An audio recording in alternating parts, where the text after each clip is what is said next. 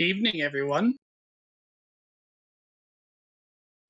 Good evening. I feel like there's an evil cackle that's supposed to happen right there. Oh, certainly there is. Somewhere. It's been drowned by chilled out music and martini.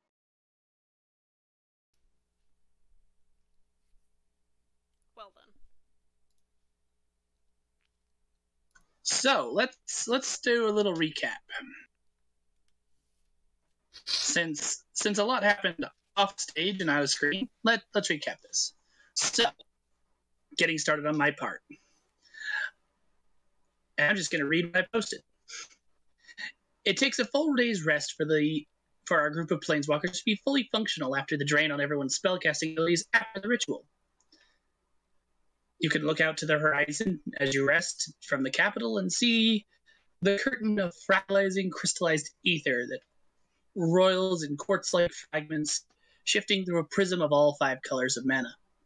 And knowing that your energies have constructed this impressive barrier. After 24 hours rest, everyone is mostly ambulatory again, but still deeply exhausted. You'd been staying at an inn up to this point, which Tedrix recommended, and a messenger arrives, holding a missive from the king. He grants the group access to an oasis-side cabin and bungalow on the island that's in an area that could be considered the king's forest and thus heavily guarded. It's private, close enough that you can travel there without exhausting yourselves too much more, and is only used by the royal family in terms of when they need a leave of absence for the sanctity of mind and body. He expresses that you can take use of the cavern for the time being, with his gratitude, until he arranges a more appropriate physical reward for your accomplishment. So, there was also a second letter for Tedrix alone, a black envelope, though Tedrix can state whether or not he wants to share what it contains. During the time, yes, I probably would have, because Okay. that would have put Tedrix in a somber mood to begin with. So do you want to read what I sent you to the group? Sure. As soon as I find it.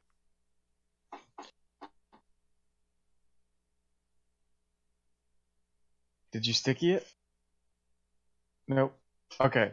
So the letter is, it is with a heavy heart that I, chief scribe of the court of His Eminence the Emperor of Verlaru, penned these words of our Emperor. At 9 bells last night, our King of Verlaru, my right hand in rule, suffered a terrible loss to his house. Taken from him by the hands of black-hearted espionage, our lands have lost their queen as the final casualty of the war. Her life ended with pride as she fought long under the surgeon's capable hands bravely before succumbing to her words. She has been laid to rest within the castle cemetery under the castle with a private ceremony. She is survived by her husband, His Highness King of Verlaru, and her 3 heirs, having survived long enough to see the restoration of hope to our empire. So do I, the Emperor, hereby declare a national memorial held for her in a month's time from this day, for her life to be commemorated by song, camaraderie, and feasting. The inner courtyard and cemetery of the castle shall be made available to the public on this day for all who wish to enter and pay respects to their queen.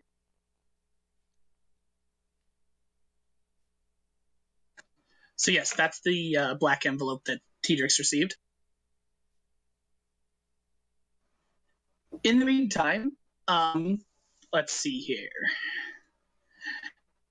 Acvis has been deciding what to do with the now departed bones of her faithful companion Vidia, struck down by mighty gauntleted fist of Dreadlord, or Dread Knight.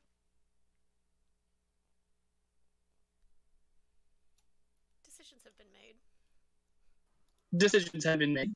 Decisions haven't been actualized yet, but we're working on it.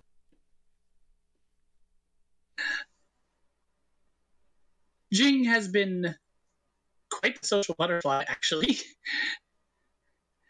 as he is consulted with Actus on her decision. Fizzle has been not seen much since the ritual, spending most of her time in her room and rarely coming out.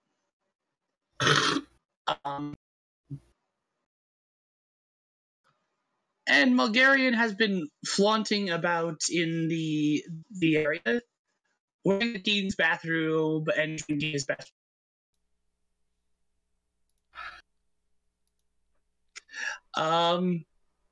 I believe the last statement was, and Cedrix has kind of fallen back into his not very talkative, quiet self as he contemplates many things.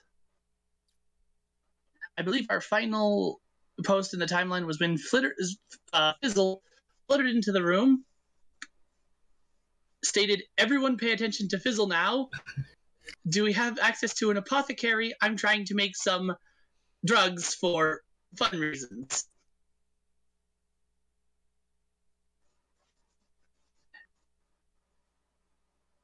And I think that's the most appropriate place to pick up where we left off. Yay, drugs for fun reasons.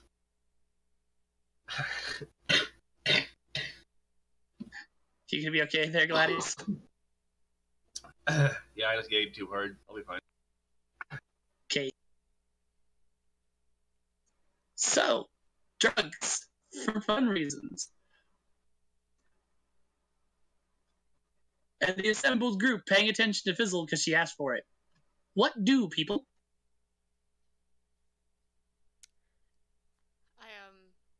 With one of the Deuce's finger bones, point at Fizzle. For fun reasons, yes. I'm sure we can find something. Yeah. That's what I just said.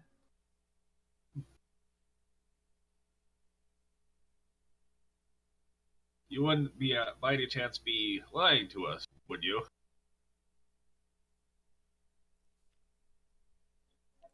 Your face is lying.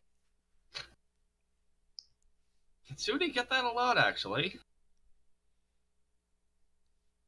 Your butt is lying. Okay, that's a new one.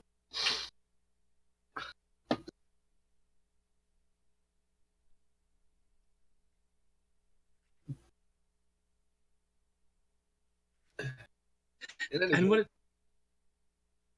Hang on, let me. And what is Tedrix doing during the time? He's been spending as much time in the palace as possible. Okay.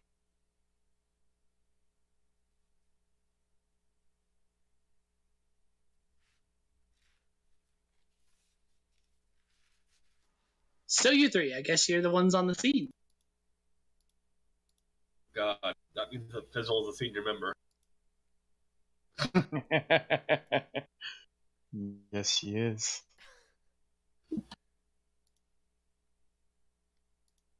Somebody building a call statue in her honor. friend Let me get back. Hedrix.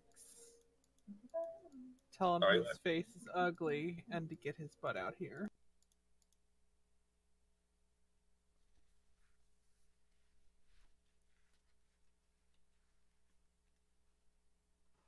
Is something wrong, Fizzle? Nope. Just want some drugs. For fun. I look confused. Kind of wait like I'm expecting more.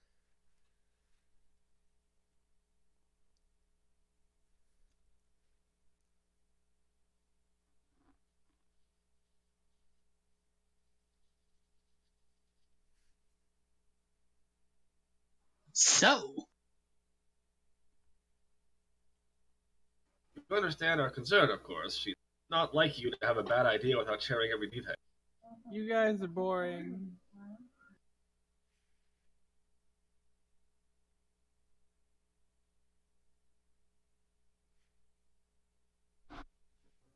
Secrets are fun.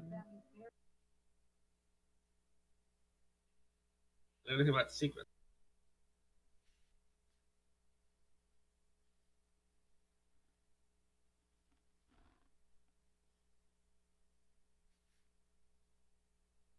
Why is everybody so quiet? This is the worst attention I've ever gotten. Well, a vampire cabal tried to kill you. Yeah, that was fun. Ah, fair enough. Do you need someone to carry you into town? No, but since you've asked, now you have to.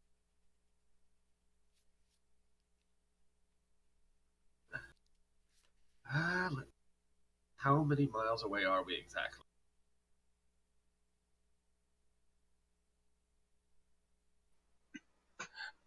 I don't know. I was vague and undiscreet. Non-committal DM is non-committal. Exactly.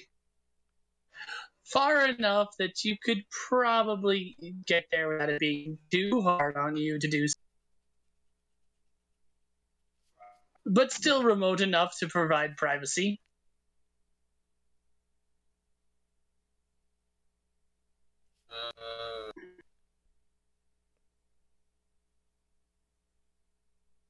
Can we assume that Malgarian would put Jing's disguise back up? Yes, we can assume this. Okay. I will NPC Matt's character in this regard. He puts your disguise back on.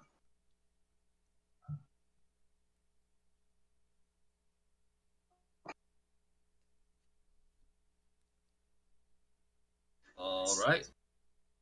So Jing and Fizzle are heading off. So are you following along? I guess so at this point, yeah. Okay. If that's what she wants to do. The bones are marinating. I'll follow. Awesome. She's making that delicious necromantic bone broth.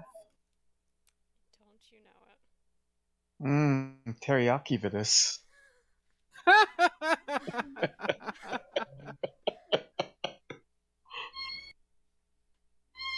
Does anyone call Tetrix as requested? How would we? Well, we established that there's a relatively simple spell that can be done by knowing a person's name and what they look like, and having a bit of mirror. Kind of like a cell phone. Are my scales reflective enough to use as a mirror? Everyone, well, that is a good question that I honestly don't know the answer to. Are they? Sure, some of them are. Like charging your cell phone. You gotta buff Agnes Is this, so that she's shining up. a shell phone, almost? I'm almost hesitant to ask which scales.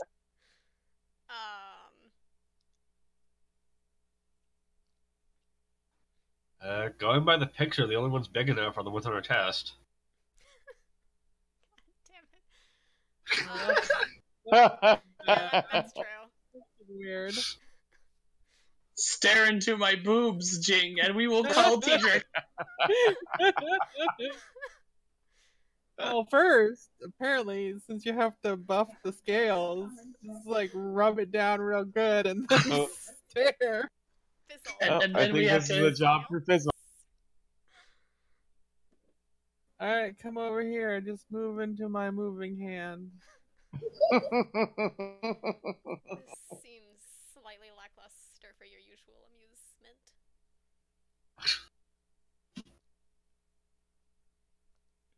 I can't think of a comeback right now. I'll say something. Are you certain that you are all right? Yep, fine. Just you're so boring. It's boring me to to death.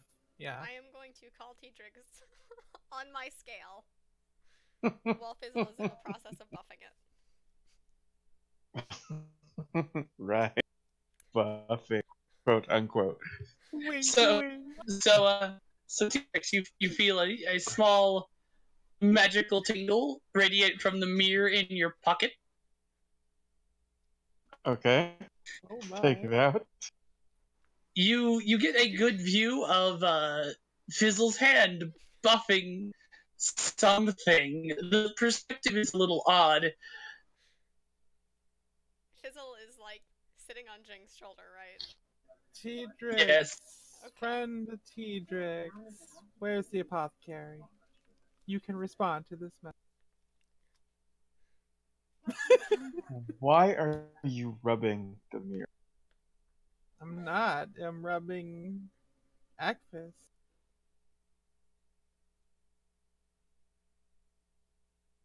It's not the strangest solution we've ever come up with.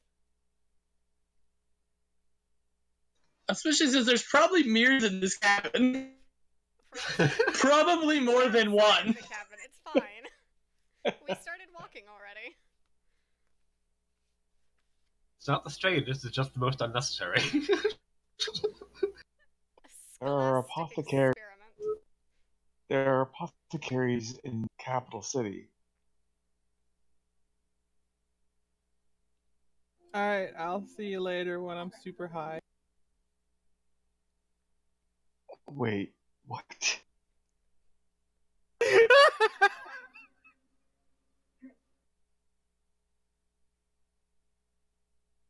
No, I'm done talking now. Bye bye. What? And she's Don't gone. respond to this message. I haven't turned anything off, and I turned to face Jing, kind of. Or get in front of Jing, so I'm walking backwards in front of Jing, I guess.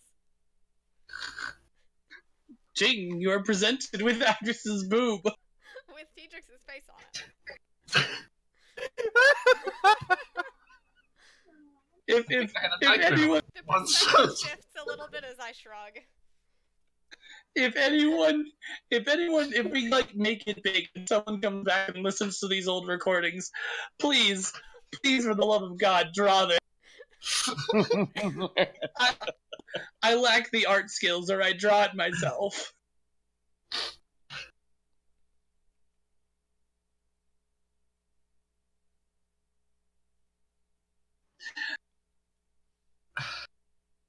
So is Teedrix still on the boob?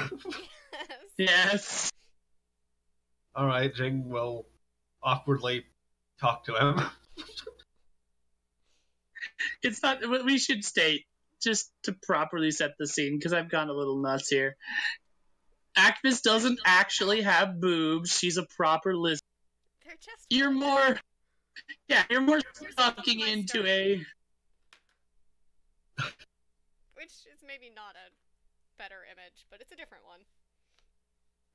It's a slightly less sexual image. Yes. Still, Jing is very polite and trying to somehow make eye contact with Teedrix without making direct contact with the chest plate. Akvis again shrugs, shifting Teedrix's viewpoint just a little bit. So you are all going to the apothecary for reasons that I really don't want to know. An educated guess on my part is that Fizzle is dying of something and she doesn't want to tell us. But anyway, we're going.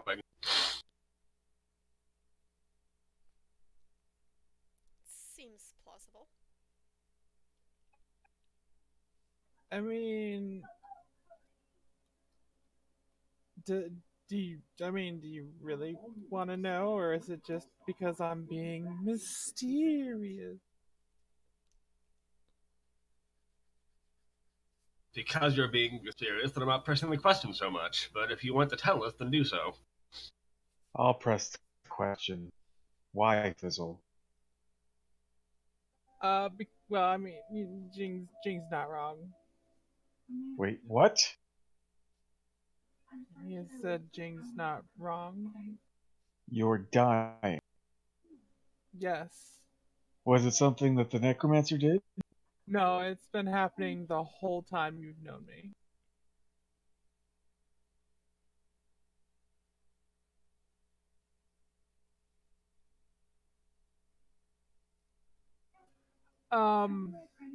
Alright.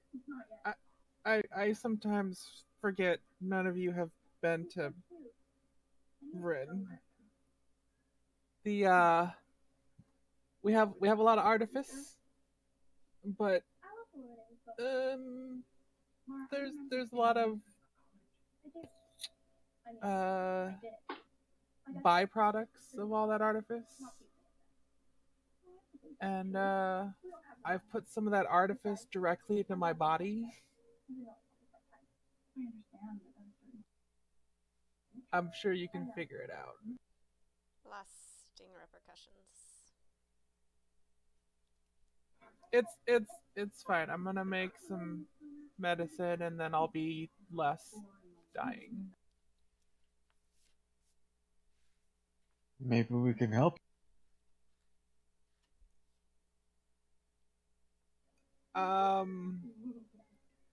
I don't think so, but it's alright because I chose this.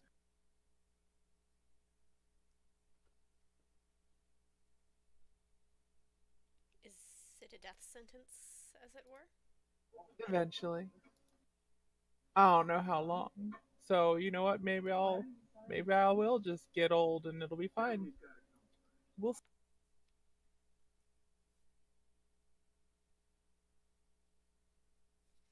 The medicines to help. You know. It helps. Oh, this is so boring. Let's talk about something fun.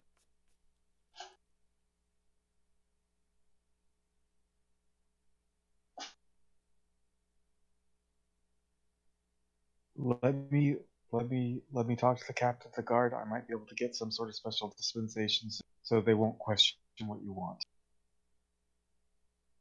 Oh, okay. I mean, if they got it here, then great. I will get back to you on a different mirror. There's No, it's nothing okay. wrong with my anatomy. Thank you very much, Teatrix. I like talking to Agnes's boobs. They're not boobs. I mean, they're in the same place. Lizard boobs. Do not have primary sexual characteristics like you heathenistic races. That's why I have Ignoring the named irony. them. That's why I have named them boobs so that you can feel included. Thank you, Fizzle. You're welcome. Just imagine me giving you finger guns. I'm tired. Of course. I will let you know as soon as I find it. Okie dokie. I will hang up Onward, my Jing. scale phone. I don't know. Just push the button. You just dispel the spell. You just kind of like, you just dispel the pattern and it stops. It stops.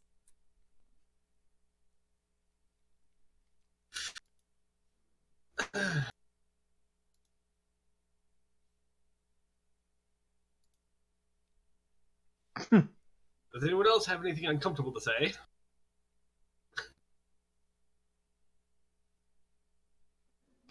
I really want to say something right now, but I can't think of anything, so, no. I'll make y'all uncomfortable later. Looking forward to it.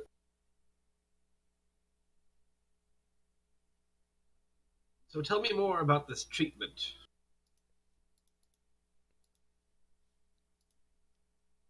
I just, I put the things together and grind them up, Oh my gosh! All this serious conversation. Fizzle's about to commit seppuku just to entertain herself with something different.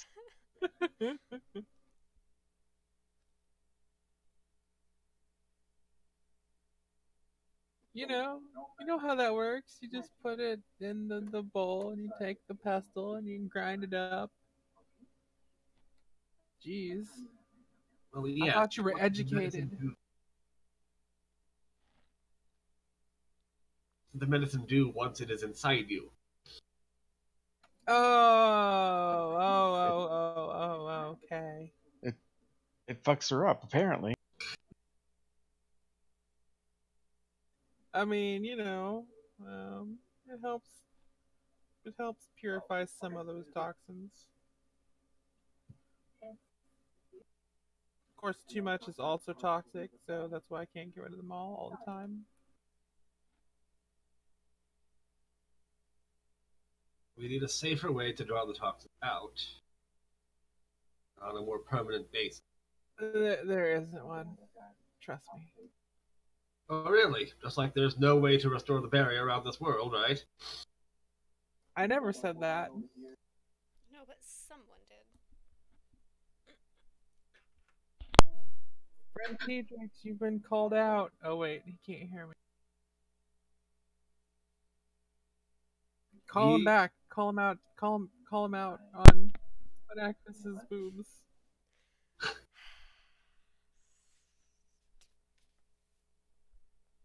Much as I enjoy taunting Tedric, there is a time and a place.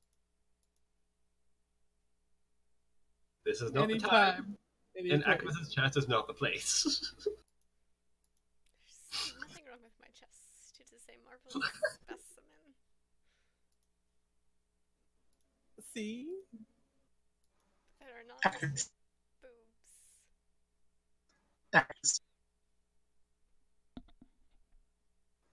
Make me a perception roll. Okay.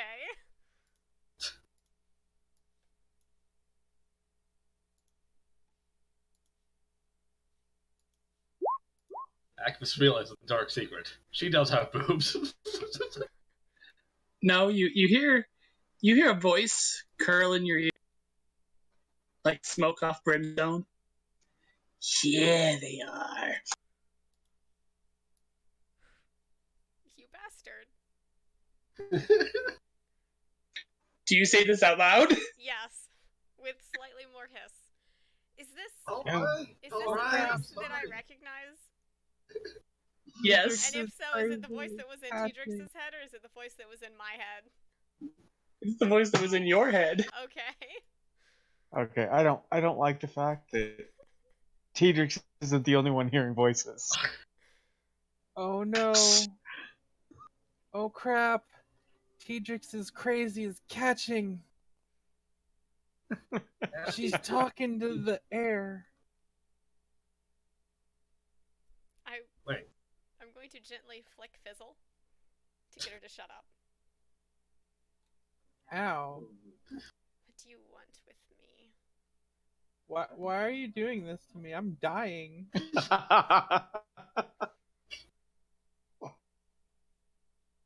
The response comes.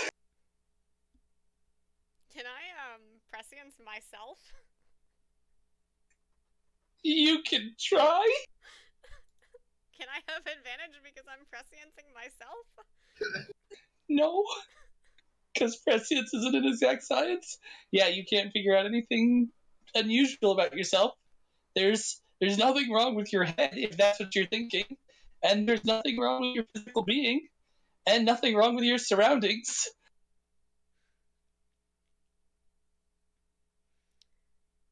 I just kind of stop mid-stride and sit down with my legs crossed. And stare mullishly at the ground.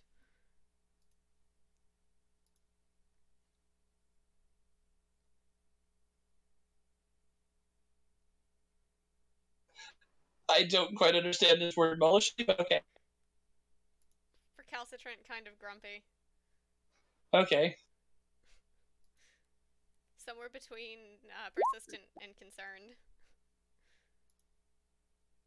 What's the agility roll for?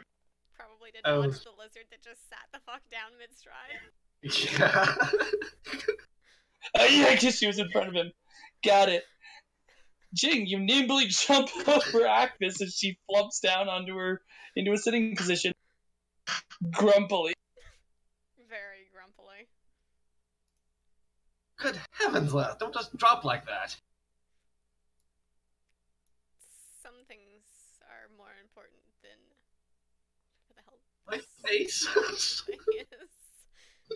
Your face is fine. You're clever. You'd fix it. You're right, I'm clever. So When what is this important thing? When in doubt, praise the Foxman.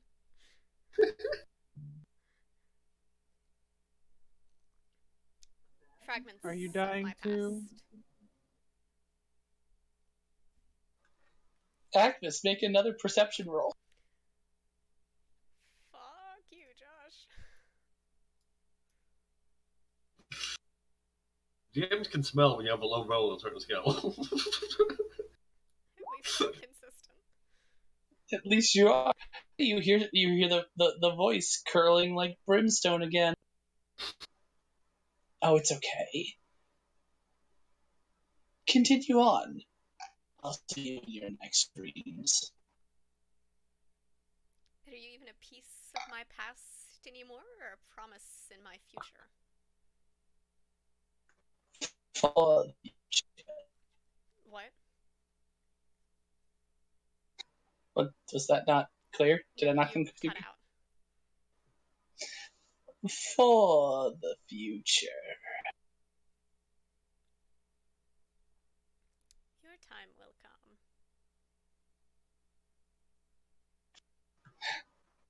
You Jabba the Hutt laugh? Oh, oh, oh, oh, oh, oh, oh, as it fades into the distance. Oh, oh. Jing, I think she's dying. We'll, I haul we'll get her myself some up. drugs too. He's... I don't know anymore. People are strange. Are you dying too? No! Well, not any faster than I was before. Okay, well, I know it's apparently cool right now, but don't copy me. I shall try to contain myself. Death is merely an inconvenience.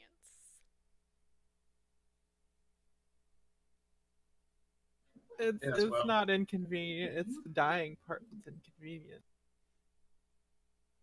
No, not an insurmountable barrier. You would even be mostly yourself after the fact. Oh, I'm not quite ready yet to be another pile of parts for you to scavenge. Scavengers are savages.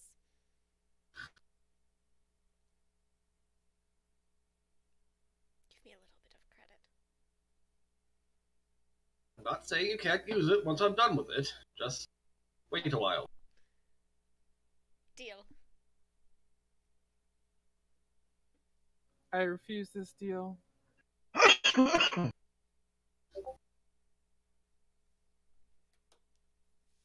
Making a GM's note here. Ching dies, undead Ching next character. That Kitsune Blitz pretty badass, man. Hell yes. Like 9 bony tails. Damn, that's cool. Can I just have his tails?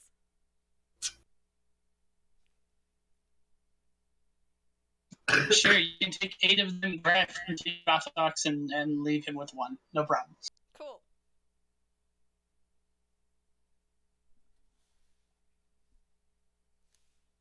I fully recognize that was not where Jing was going with that. But they're mine now, Heart. He also doesn't have anywhere near 9 tails, so... It's fine. Everything is fine.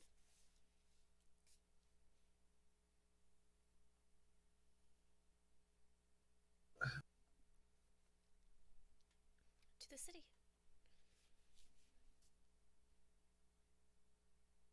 Are you done with whatever you were doing there? For now. Alright. Don't rush yourself. Call it a recurring nightmare. Recurring nightmare. going to leave him to make of that what he will, and I'm going to continue walking. I see this is a good point to transition the spotlight to Tedrix in the castle. Okay.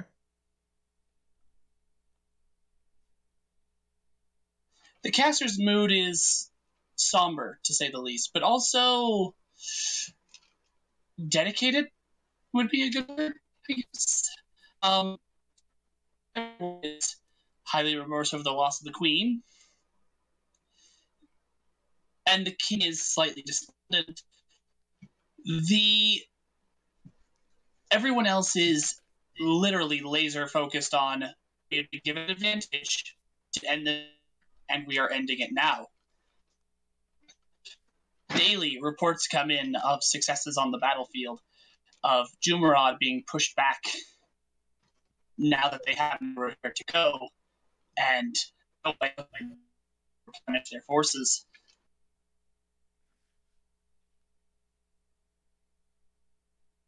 Someone turned off their codes.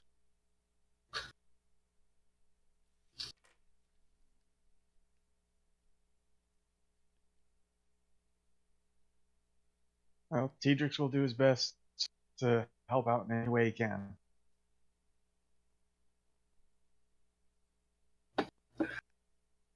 Well, short of being deployed to being deployed with an army, there's not much you truly can do.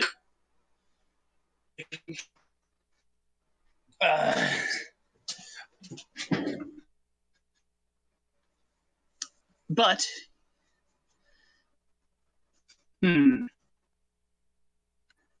occasionally giving military advice. Yes, there's not much you can do on this end. It's frustrating in a way.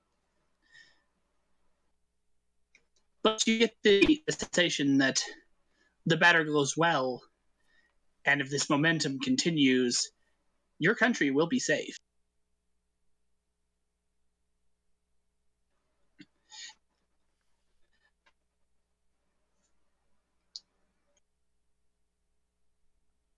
One of the other things I'm going to do is I'm going to try and get the Jester Ah, the Jester. alone. Whoa. That's fairly easy to do. I ask him what he knew about that spell.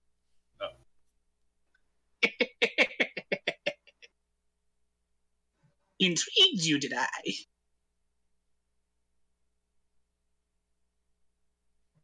Come with me, Master. You're about to learn a few things. Okay. He merrily kind of skips along.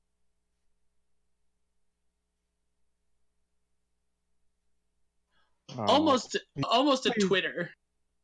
Please don't be another necromancer. Are you tired of us yet, Tedrix?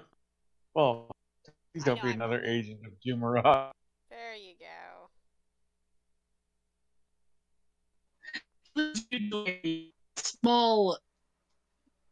A small room in the servants' floor. Here there is a simple bed, a desk with some candles, and a small record of japes and jests that he's made, pokes that he's made at king and country and politicians, lords. All of them listed down to know exactly who he slighted and in exactly what way, with almost a meticulous edge. Well, He also has a series of clowning tools, essentially. Bells, bangers. But he goes far and leans against it. A stone depresses. And the wall grinds away as the hidden door opens, leading to a spiral staircase down. My dear Tedrix, what do you think the purpose of a jester is?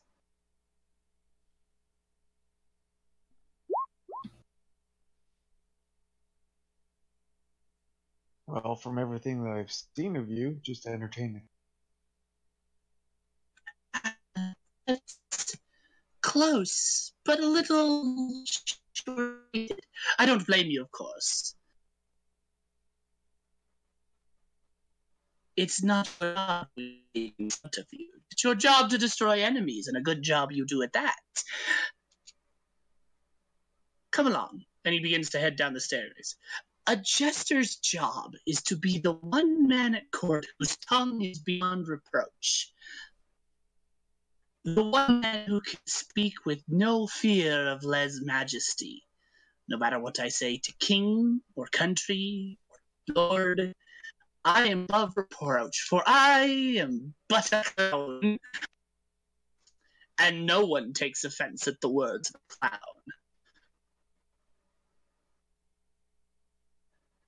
But there is a slightly hidden purpose to this.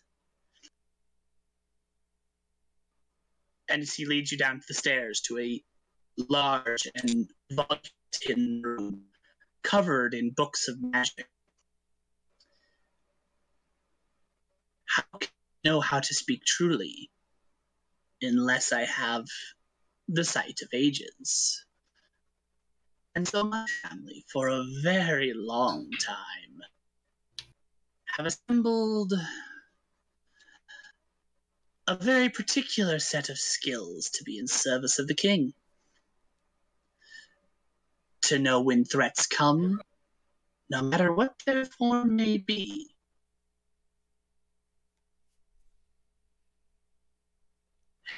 And I share all this very simple reason. And he reaches out and boops your nose right on the tip.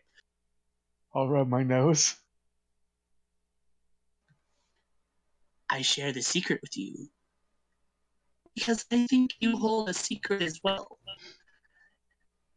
When last I saw you, you burned a little, and he pokes your chest, just jabs you real hard, right where your heart is, more dimly in you.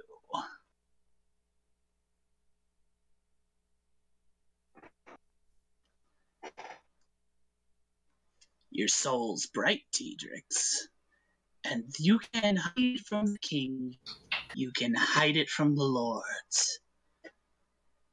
But there's no fooling the jester's eyes. So you knew. Whole time. If I believed you were a threat to king and crown, I would have exposed you and your friends on the spot. But your loyalty is always forthright and just. I expect. If the king found out, what do you think he would do? Exile, most likely. Even though I'm trying to help? It's a matter of public appearances, Tedrix. Politics are not fair. Or at least, they are. But not to people. They're fair situations. If he makes an exception for one planeswalker, what does he have to do for the next? After that? The one after that? No matter what their intentions. And do you really think this world is ready for that sort of slide?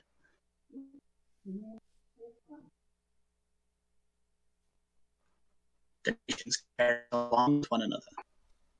Do you really think we can have perspectives come from literally otherworldly sources? But Jumarad had other sources, which means that they were being aided by forces outside of the realm, outside of the plane. People will do many things more tricks. They will accept all sorts. Just as we accepted help from dwarves and elves. That was a little surprising. See what I mean? You'll accept help from everyone when your need is great.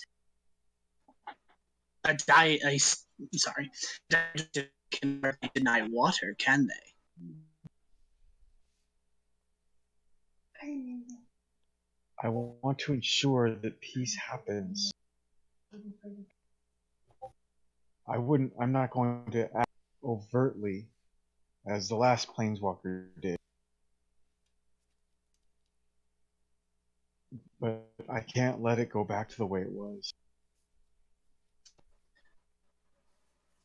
Oh? And so? Because despite my best efforts, I see that we're stronger not just by ourselves, but by allowing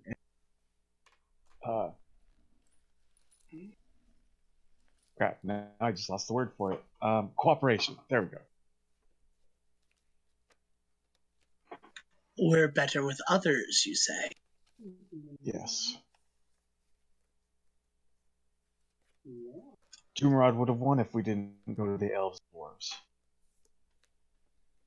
This is true. But the inevitable devil's advocate argument would be that doing so also drained your coffers. Get weaker in the long term. But I suppose a bigger concern would be change like this doesn't come quickly, Diedrichs. It has to be worked on over a course of generations, longer than you have life.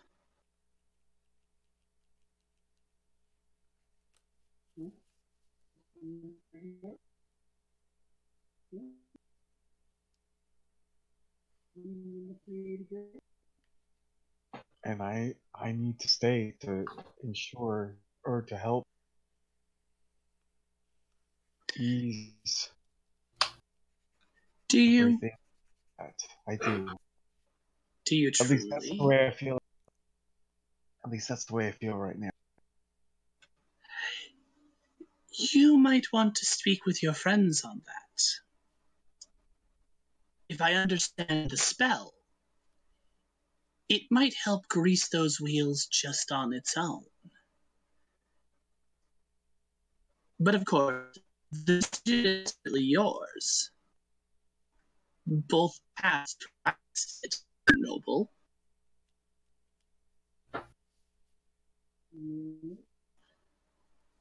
But you gained allies to get here. Allies that might still need you.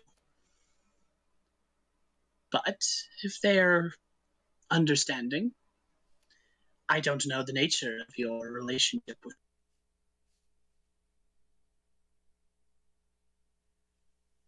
Mm-hmm.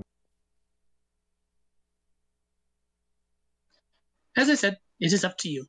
And I suppose in parting, I will leave you with this little threat. You keep my secret to your grave, and I will never jest about yours. And he holds out. Agreed? Agreed. Do you shake his hand?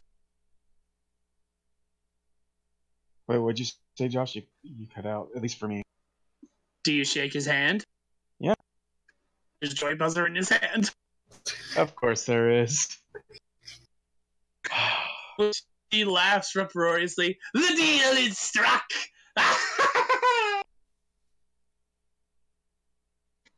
Struck with a jape is the most binding form of all for jesters. Now shoot, get about your business. Thank you. You're very welcome.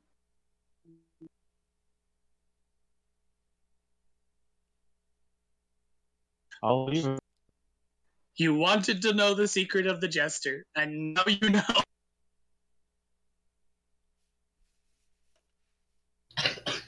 I apologize, Gladius, that he wasn't in fact some form of Eldritch abomination leashed to the Damn. though that would have been good too. It's okay. I'm just really glad we've, waiting. Do I get a door prize? Sure, it's a Cupid doll. Yahoo! So, Tedrix, Yep. with your japeries done, I think you have a personal business that you needed to take care of.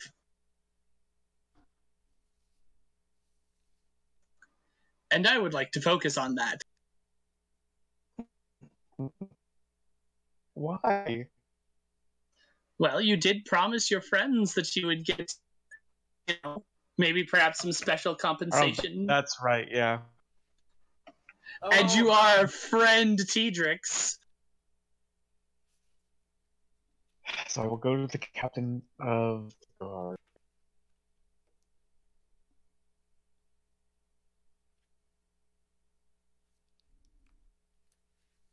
And I will just ask him,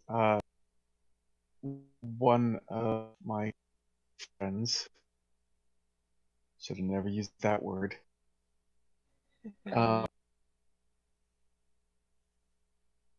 needs medical assistance.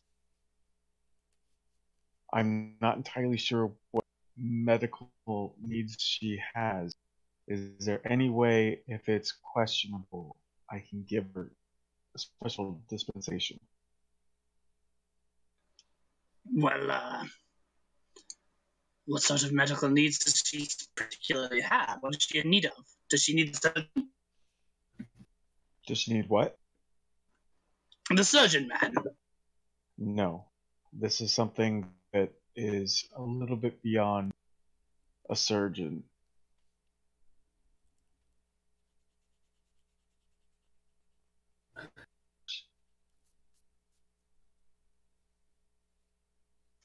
Beyond a surgeon, you say? Well, what does she exactly need?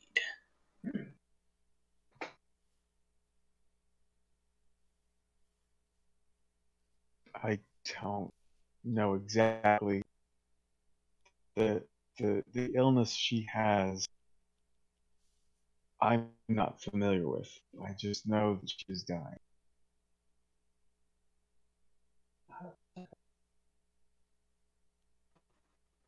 And I think this is just to ease the symptoms.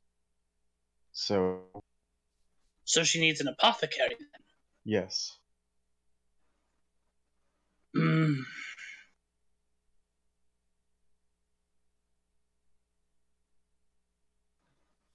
It is...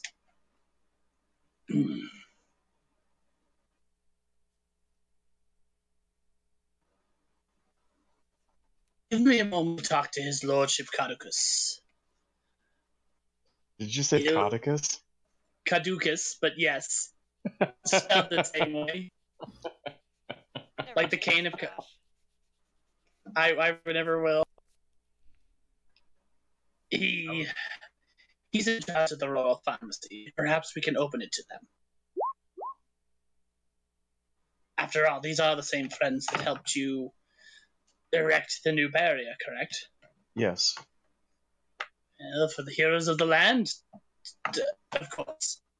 I will make a persuasive argument. Thank you.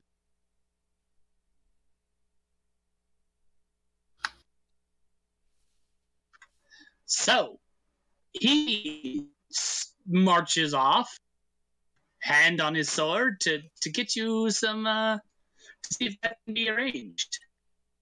Is there anything else Tedrix wants to do within the castle? Oh wait, hang on. Friend Tedrix. What's that? Is there anything else you want to do in the castle? You're cutting in and out hard, Josh. I'm sorry, it must be my connection. Hang on. Let me see if I can swap the Twitchy to a different one. I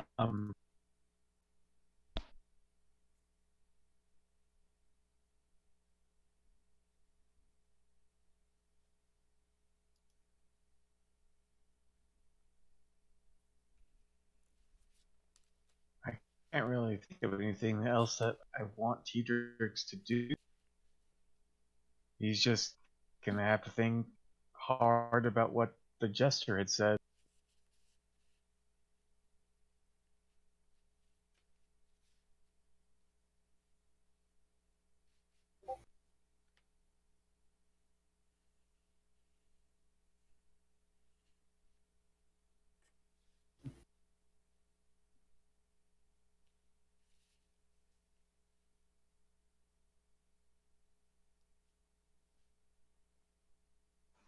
Okay.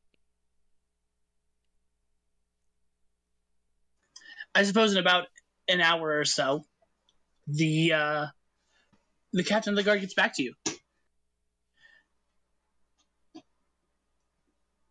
Yes, Lord Caducus. His name keeps changing. I'm sorry, I'm drunk. Lord Caducus will allow them to peruse the royal pharmacy. Have them brought here. That was. Thank you.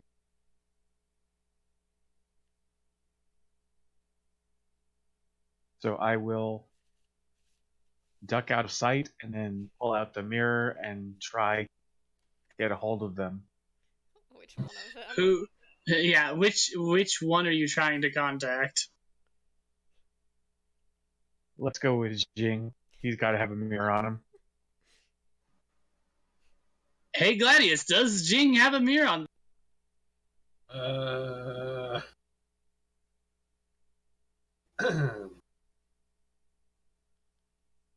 Hey, you got a sword, a parasol, a bottle of ghost fire, his kimono, a bag of medical supplies, a helm of goblin's bane. The helmet's probably shiny. This is, sir. This is not D&D. Minor items do not matter. You can say if you have something or you don't if it's particularly minor.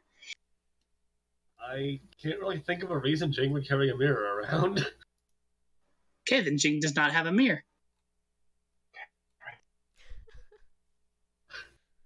Does Akvis ring by proximity? No, the spell is specific. You call out someone who you're trying to get a hold of, and if they have a mirror, they get the spell. I will try Fizzle next. If I remember right, Fizzle does in fact have a mirror. Emily, does Fizzle have her mirror on her?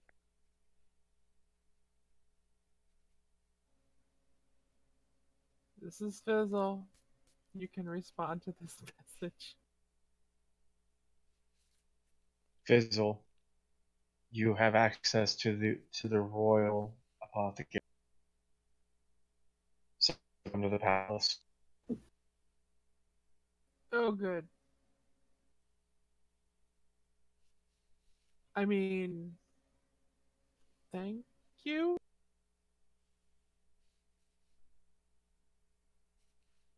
Did I say that right?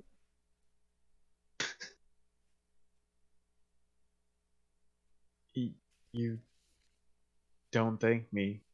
Thank the captain of the guard. And thank the king. They're Nah, the ones who... those guys are jerks. Okay, I'm going to pretend you did just talk bad about the person who raised me like a father. Okay, just keep pretending then. Oh, hey.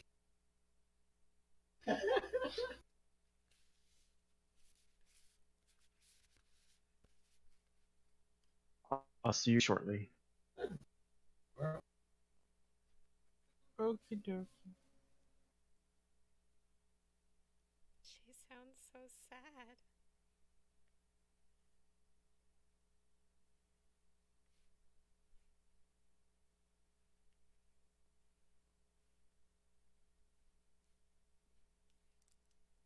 And that's all Peter's gonna do.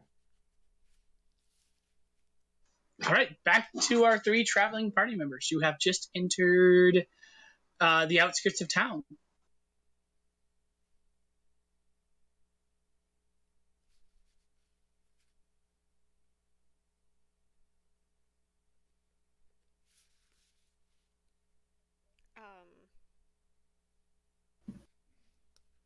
Okay.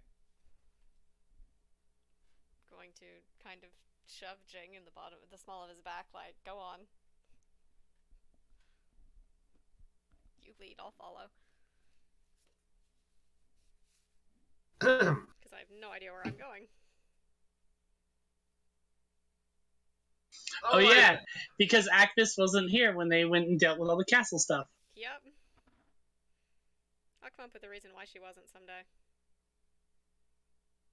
I'll just let the possessed necromancer walk around behind me. Yes, excellent. Let's go. Not possessed. Dysfunctional, perhaps, but possessed? Not in the slightest. Dysfunctional. That's necromancy. just what a possessed person would say. Hardly.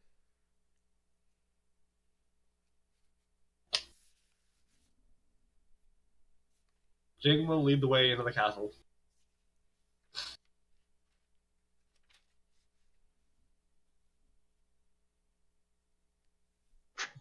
Goddamn.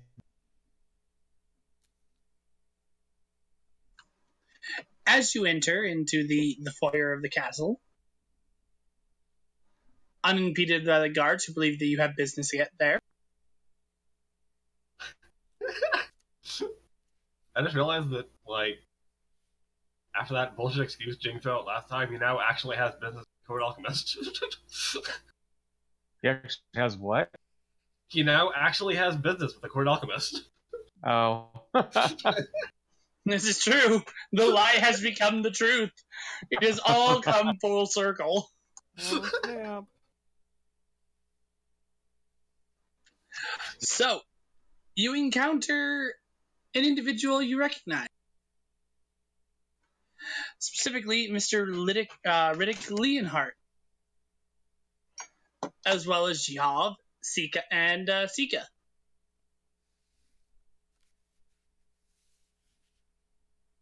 Oh, damn it. Oh, the Merc group? Jing, Yes. help me look less dying.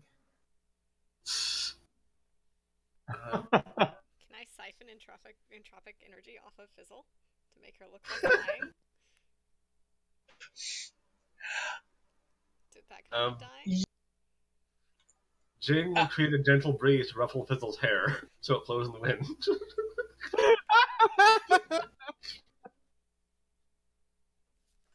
You know, Wait, what just happened? okay, so, Can I roll to siphon the death off of the fairy. Pixie. okay, so you're basically attempting for a false life illusion Yep. using entropy. Yep. Why the fuck not? Okay. Okay, you get it. Fizzle, you don't feel any better, but you look a lot better. That's all I was asking for. Yes, you look perfectly. You look. No, not perfectly. You look decently healthy. You don't feel healthy. Like, there's still a sign that you might be sick in the whole, like, the sag and the lack of energy and the lethargy, but your cheeks are rosy and pink. You sparkle like a fairy should, and in all out external ways look perfectly fine. I can't believe that worked.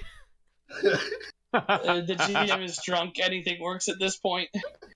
You could ask the blow up the plate, and I'd say, "Go ahead, roll for it." No! I mean, It is Fizzle's dream to blow up a plane one day.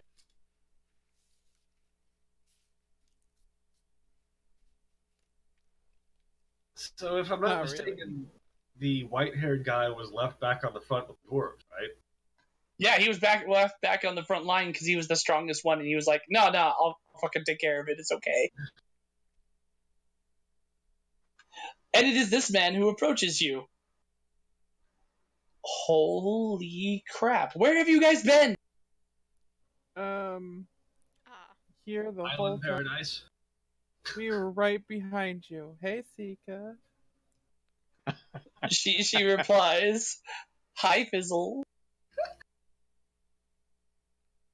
I heard a lilt there. There was a lilt. I'm totally in, guys. She also greets the other two. Hi. She has to search her memory for a bit. Oh no, you were with her the entire time. So, hi, Akvin. Hello.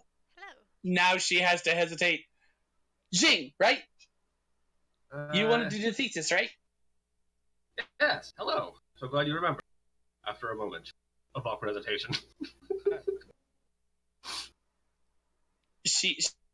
The anime, like, knuckles to the temple, tongue out, face. I know, it's not a very good first impression. It's fine. Save your memory for important things. Anyway, Riddick continues. I can't believe you actually did it. You restored the barrier. The war is essentially now just a war of fighting and reclaiming Island. Yeah, we're really um we're yeah, we did that. We're cool. We did get somewhat lucky, but it was a work of effort, and we did it. So Only minimal casualties. You must all be exhausted. you have no idea.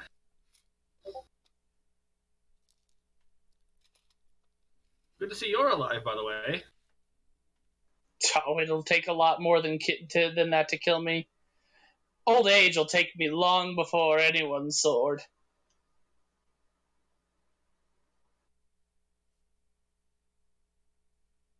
Oh man, look at him.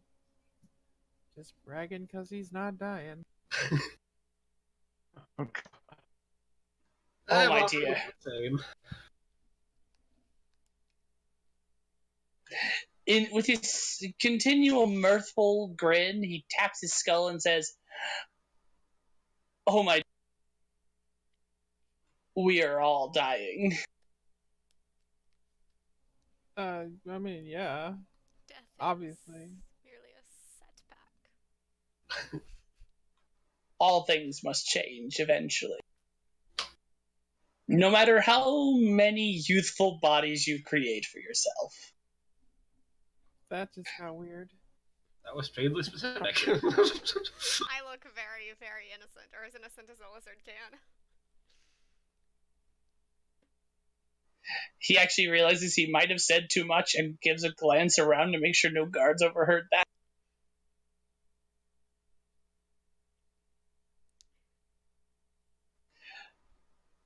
So where have you all been staying? I would love to come and chat, especially about what happened while I was on the island killing dudes. Oh, we're hanging out in the woods. Combinations are somewhat more grand than she makes it sound. Which woods? There's a lot of woods on this island. I mean, have you seen it? No, not really. We're in a royal bungalow an unspecified distance from the capital. You just walked that distance, Jing. Why didn't you count? You were dying and Agnes was possessed. I had other things on my mind. Possessed Boy. What are you is doing? not the proper Oh my- word. Sika looks horrified. Yav looks unsurprised. Riddick is like, oh, excuse me. Now the previous commentary. Wait, can pixies die? Look what you did, Jing. Look what you did. You implied that I couldn't count. I panicked. I chose this. Don't worry about it. Yav, being the healer of the group, actually clears his throat. Is there, anyway, I could be of service. I don't know. I mean, so far it's been more about, mitigating, extending,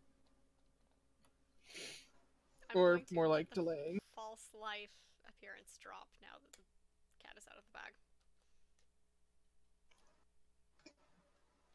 Fizzle, you now look exactly as you supposed to be.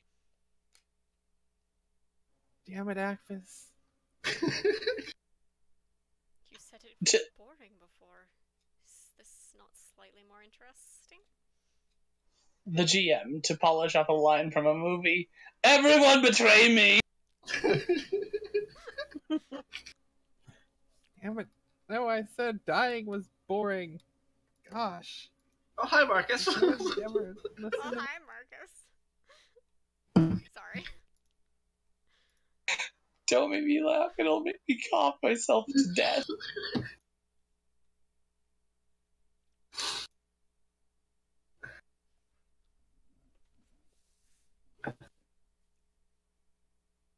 But right now, we're just gonna check the apothecary to see if they have some of the things I need. They should have most of it. Most of it is just common herbs. But I do need a few very specific ingredients.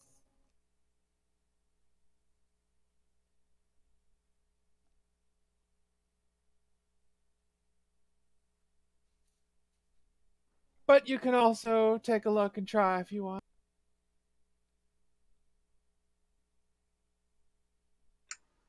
Yav, in his serious doctor voice, simply goes, I will be at your residence within. He takes a moment to try and think about how far he is, and then realizes he has no idea where this place is when I can. Also, if your medical opinion is to remove the wings.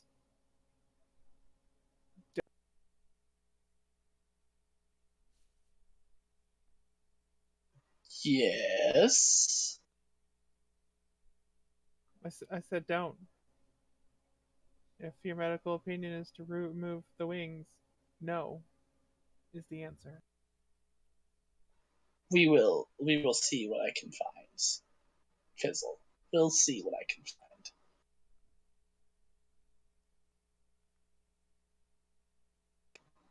find. Riddick, looking slightly uncomfortable at the awkwardness that has entered the room between at this moment, simply slaps his hands together, rubs them, and goes, well, all right then, it's a date. We will be at your place of residence as soon as we find out where it is, and we'll bring food. How's that? It seems most agreeable. Okay.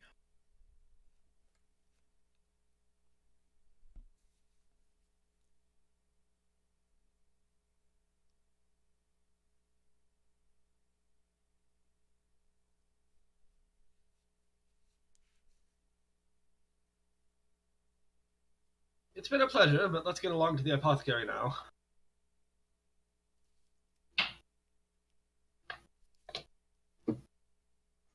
Dang it, I bought as much time as I can. What? Huh, what? Do you need us to stall, Josh? Stall! Stall like crazy!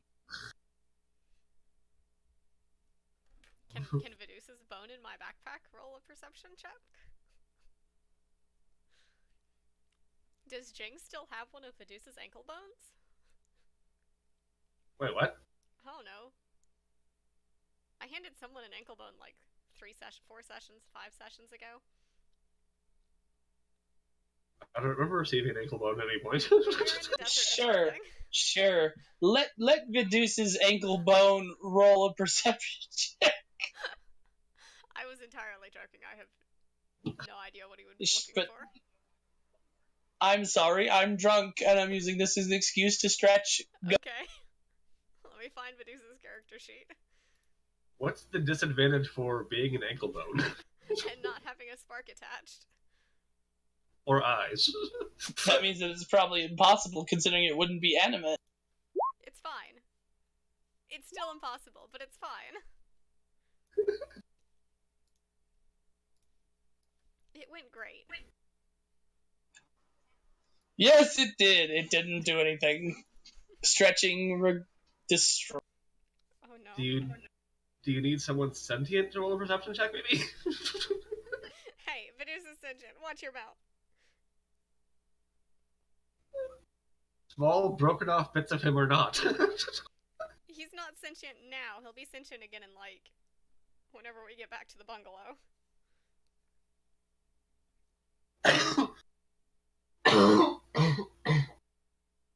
Oh.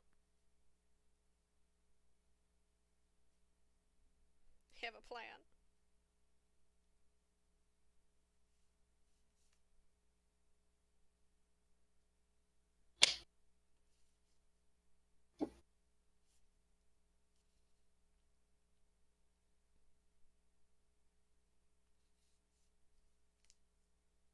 So you enter the apothecary.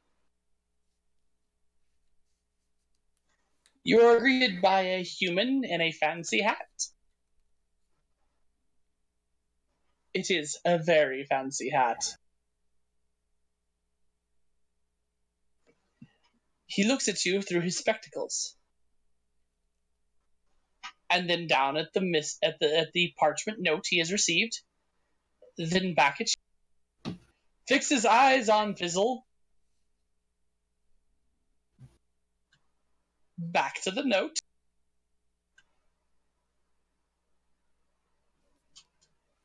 Lets out a deep sigh and goes,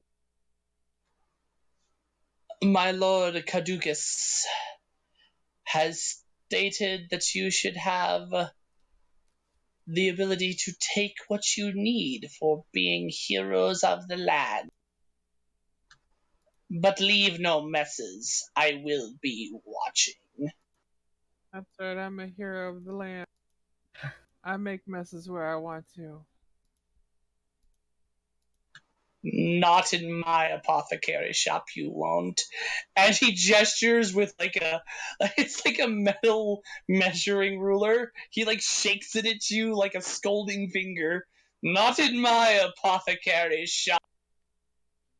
You might have saved all our lives, but I shan't take trifles." If I was feeling better, I'd make all kinds of messes right now, but I don't feel like it, so you're safe. He blinks several times. "This is highly unusual. Who has ever heard of a sick pixie?" New things happen every day. Well, obviously, pixies are supposed to have, like, insectoid wings. You have whatever those are. He takes off he takes his glasses off and like rubs them on his cloak feverishly. Nope, it wasn't just my eyes. Yeah, I made these. Well, they are very beautiful, but yet terrifying. Cause no mischief. Or it's the spike for you. Nobody's ever called them terrifying before. I like it. All pixies are terrifying. You're terrors of the land. You cannot be trusted. Capricious and yet powerful beings of the old magic that you are. So we could make them more terrifying if you so desired. No, I don't want him to piss himself. You're no fun. The Hey, I gotta look around here, and I don't want to smell it. The old apothecary, being obviously very old, he goes, "Oh, I do that all right. I know some very good herbs for incontinence, but when you get to be my age, they don't help. Not as much as they used to."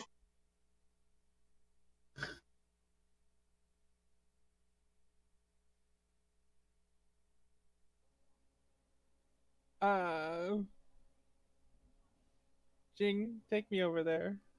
I'm done talking. I'm going to stand awkwardly where I am by the apothecary. He shakes the measuring stick again.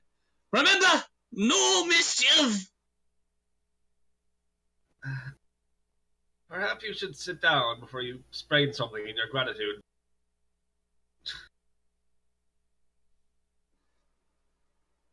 Oh, I don't even remember where that bone is. He takes a seat on a stool. Jing will carry Fizzle over to the apothecary. Walking noticeably faster than he has this entire time. Well, we're gonna need a few perception checks. From Fizzle. Looking for.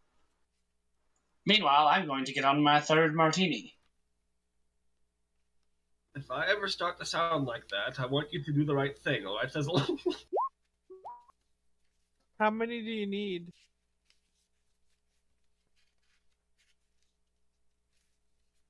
Give them. How many? 3. From just Fizzle or from, like, all of us? Well, Fizzle's the only one who knows what she's looking for. Okay. Well, none of us have perception anyway, so it doesn't matter.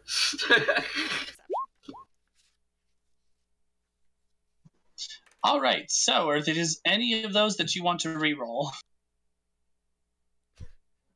I guess I will re-roll the 2. Okay, okay.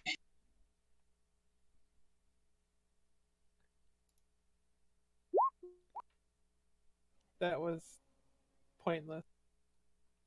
That was indeed the pointless.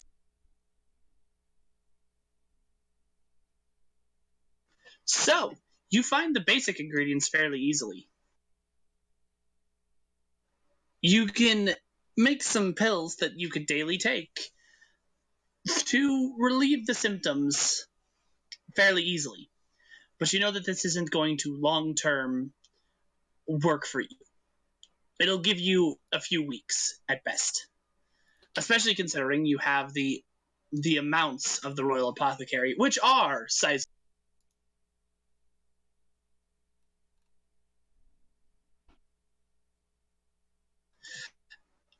However, there is no sign of the more effective ingredients that you need, nor the most effective ingredients, the petals of a glitch lotus.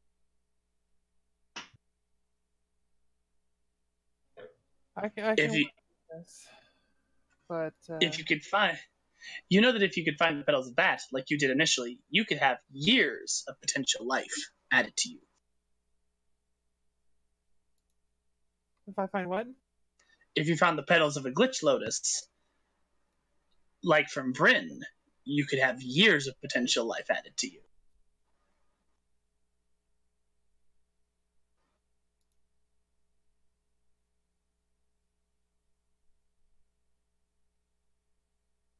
I can work with this right now.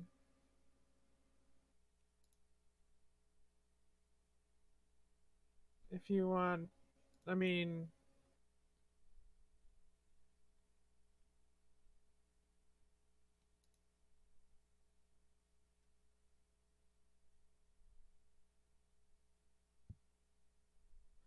um, I mean, I can make something fine right now. Maybe I should just consider going back to Vryn.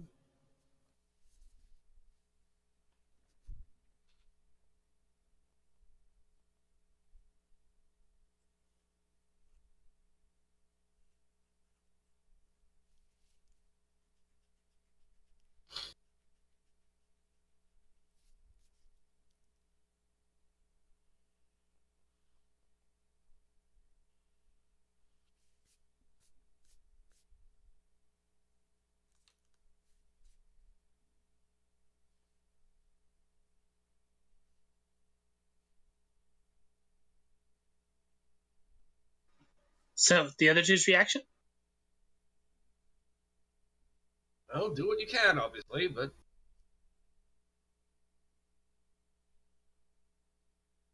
If it is something that we can help with, I'm sure we will. We've become rather fond of you, I fear, Fizzle. Oh, that almost sounds like you like me. Perhaps one of the more tolerable.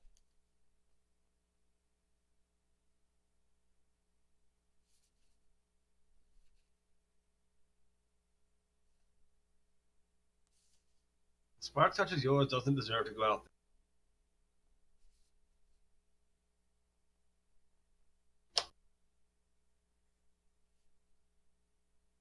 There should at least be an explosion of some sort. Fizzle goes out not with a whimper, but with a boom. Probably in the destruction of a plane. Clearly, the only real option here.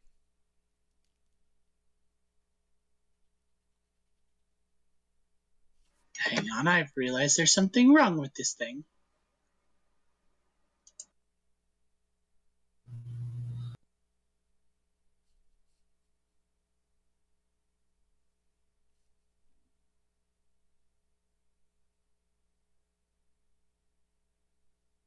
There, fixed. I'm gonna make some things. And then I'm gonna, it'll be okay. I'll just head back to Vren. Find something a little more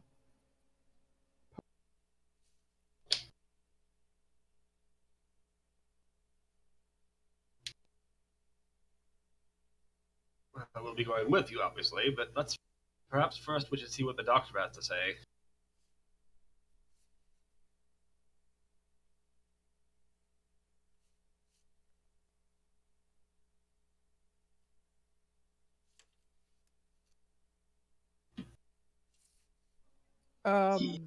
yeah, sure. Yeah. Whatever. Yes, the doctor.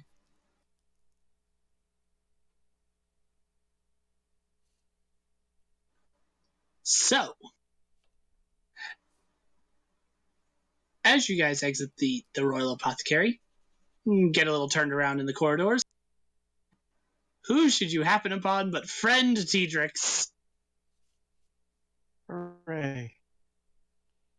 Good. Can we return to the residence now?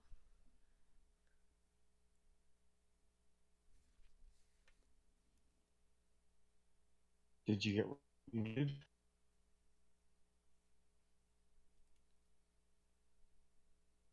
I believe Fizzle has found what she requires. Before we go out, I want to take just a little pinch of some sort of herb or whatever, just ever so delicately sprinkle it on the floor. As you do so, the man, who you believed to have been snoozing, snaps awake, shakes his one of his alchemy weights vigorously in his hand, shouts, "No messes!"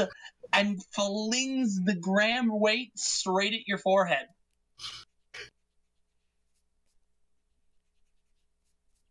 Was that really necessary? Shing.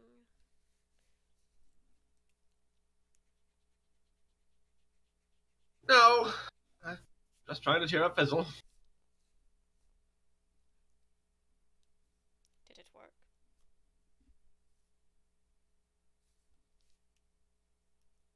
Jane will dust up the mess, rubbing his forehead, leave. Don't blame me, Mr. Apothecary Man. I totally did not use mind control. What's that? Mind control? No mind control in my shop. Oh, okay. And with that, he seems to fall back to sleep.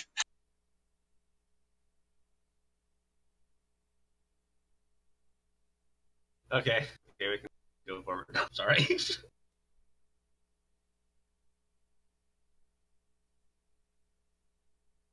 A bit of brevity is never lost.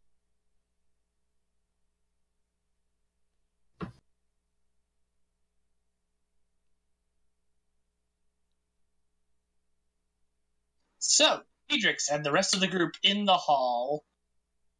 Mulgarian, missing. Marcus, missing. Be a deuce in a sack. He's in 2 piles on the dining room table, actually. But yeah, more or Bones less. again for dinner. Jeez. It's not for eating, Fizzle.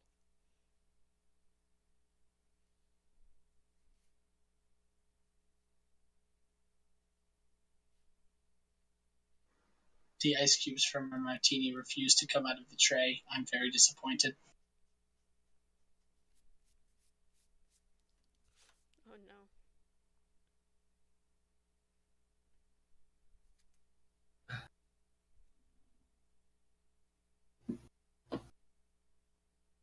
But yeah, to answer Tedrix,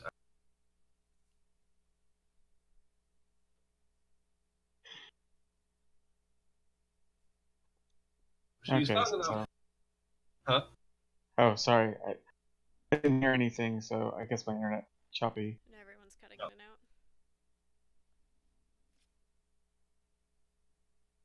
She's found enough to ease her suffering for the moment, but we may need to go back to her home to find something better.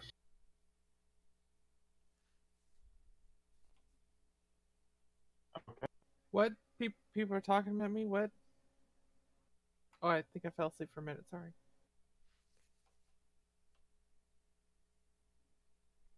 Just keeping him apprised of the situation.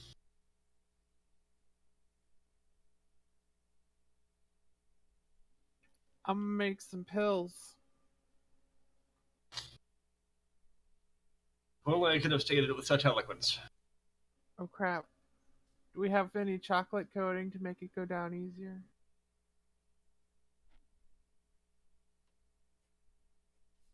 If Tedrix's world doesn't have chocolate, then I'm... It has chocolate. Okay, good.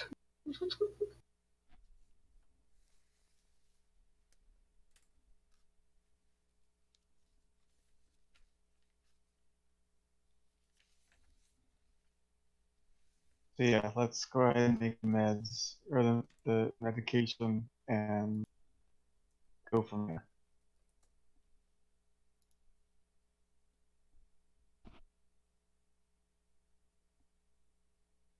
So, everyone back to the cabin then, is what I'm hearing. Back to the cabin. To the cabin! So, Fizzle gets to make herself some stuff over the course of the next 24 hours. And coat it in chocolate, because of course. The Of chocolate course. coating go down easier. Yes. Of course the king's cabin has chocolate. Royal.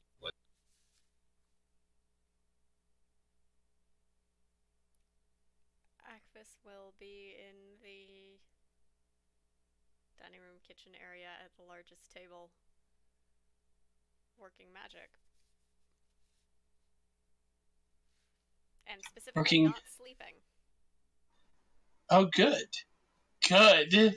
This should be interesting. Are you going to make me actually roll for this magic? I just might, considering the entire point of this whole roleplay is that you're kind of exhausted on magic.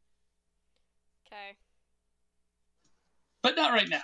Let's let some other events take their course, and then I'll require the fortitude roll. So I'm assembling bones in preparation for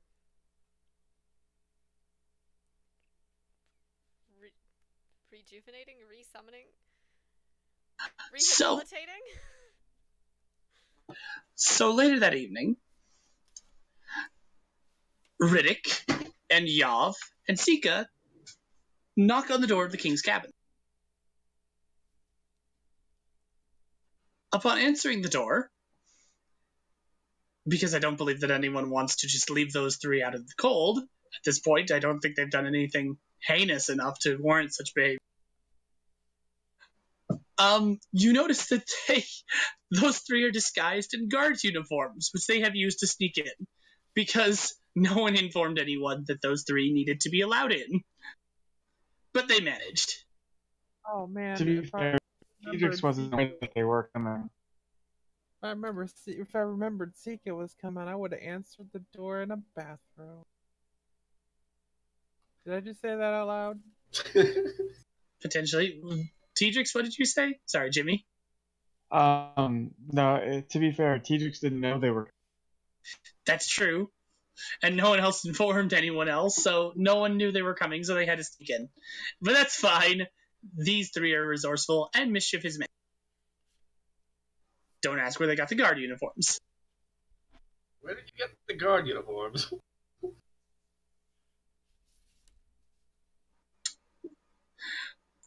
Sika goes, "We won them in a contest of ironed bellies." Mostly when the other guys passed out. So you got them drunk and stole their clothes. Riddick shrugs. Potato, potato.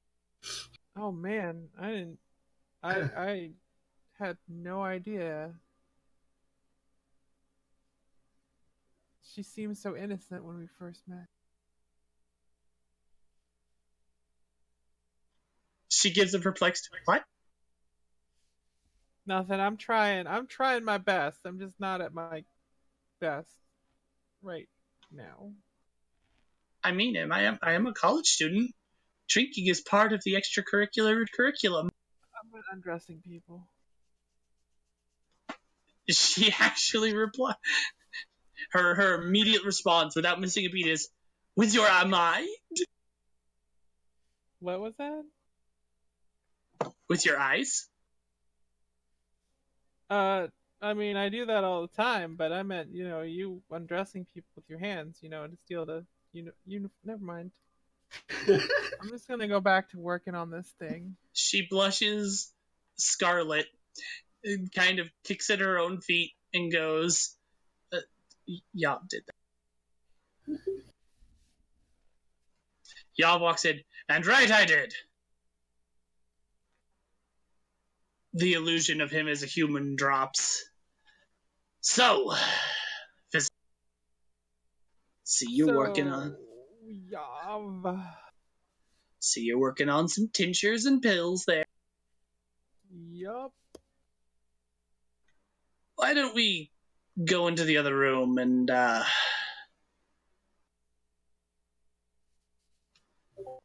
let me just take a look at what's going on inside." Alright, Jing, I need you to come over here and watch this.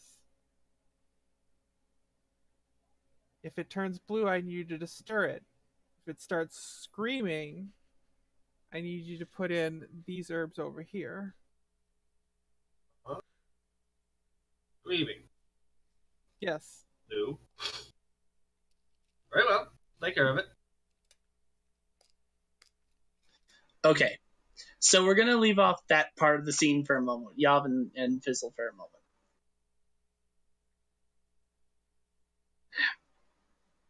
Riddick walks up to Tedrix, claps his hands on his shoulders, and goes, "I was skeptical, but you did it." I never had any doubt. "How did you even learn this spell?" Oh man. This is perfect time for Fizzle to be there. Just like, because we're cool. I ran across it in a journal by another Planeswalker.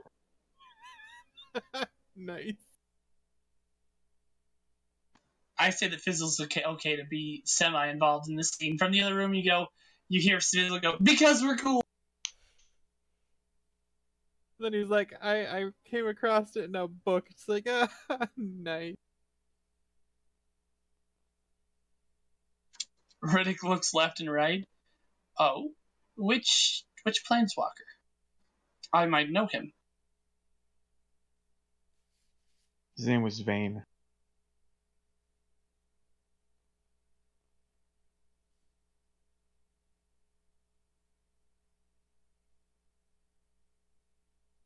He always thought the song was about him.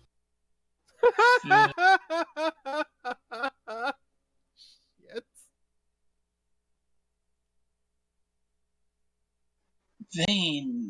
Vane. I can't say that I know him. But he must have been... Sorry, did you hear the last bit? I heard it. Can't say what he doing. Okay. But he must have been very powerful indeed if he was able to muster such a spell. This is... If I didn't know any better, I'd say it was a replication of the crystal wall that surrounds the Song of Dominus. Akvis snorts from the other room. Fizzle is turquoise blue. Then stir it. All right, just making sure. Stir.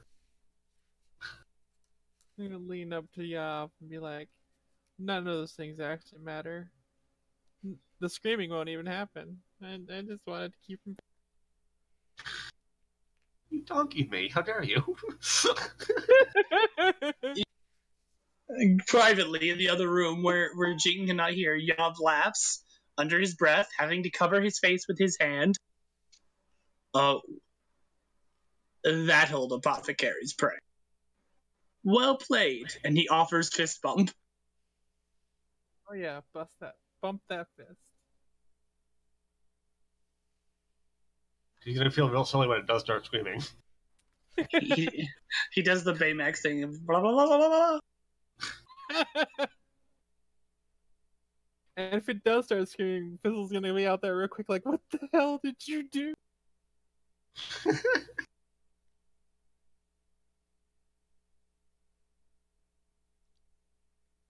Well, Riddick continues. If there's anything that I or my compatriots can do for you, you've saved us a great deal of time.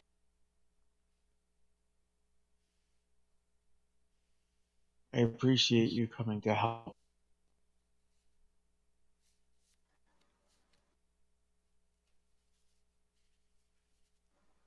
Well, you're very welcome, but I have to admit, I don't think that with the results you've reached that our help was quite as needed. You did enough before the spell was done. That's what's important.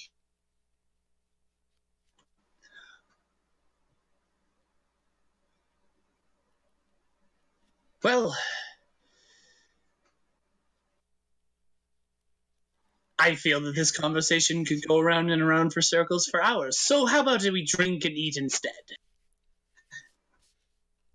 If you were really Sounds good. God. I said, just sounds good to me. He brings in an entire roast pig and a flag and a cask of mead. Mead. And a bottle of sake for Jing. How he got the sake, you have no idea. But it's from your home plane. Planeswalker never tells his secrets. The Planeswalker never tells.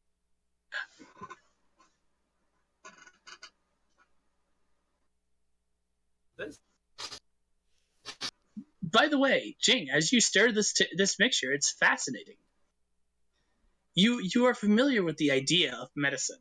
Like, medicine has existed on your plane for many generations, but you've never seen a liquid refinement process before. It seems to be resulting in the same sort of results. Essentially boiling down various things to use liquid and medium to remove certain elements and impurities and distill down others. But still, it's very odd. Quite advanced, in fact. Jing will actually take out his notepad and make some notes on what he observes while he does that. While, of course, looking for the color blue and listening for screaming. Way to go, Fizzle. Also, I apologize for the loud bell sound. The cap to the shaker fell on the floor and hit something metal.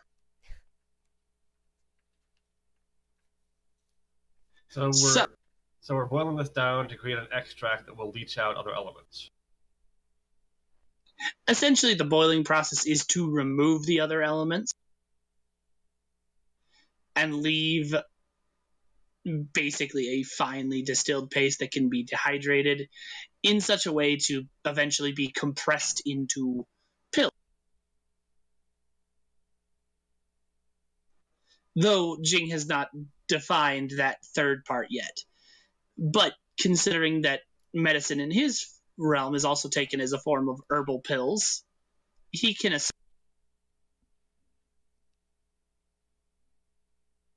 that will be the end result. Meanwhile, moving to Fizzle and Yav. Yav do that thing he did to Tedrix, where he lays his hands. This time, not quite on like your head, but instead on your shoulders. And you feel him take a good deep look at you. Now, where's Yav's character sheet? Allies of the characters. Where did that folder go? Curses! Ah, there it is.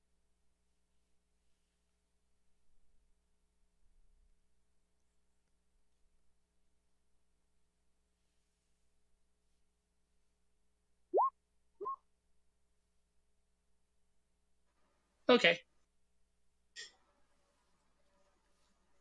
He gives a small grunt. Obviously, you know the cause of your infection. I'm quite aware. And you've already told me not to bring up the obvious solution to the problem. Yep. So I'm not going to.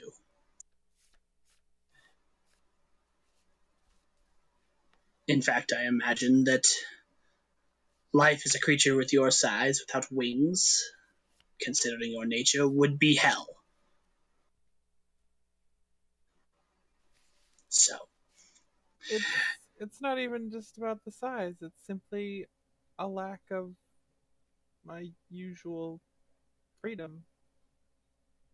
I don't know how y'all do it, walking around stuck to the ground like that all the time. To have never known flight? No. The better phrase would be, I believe it is better to have loved and lost than to never have loved at all. I mean, I didn't have to lose, though, so that's what's going on.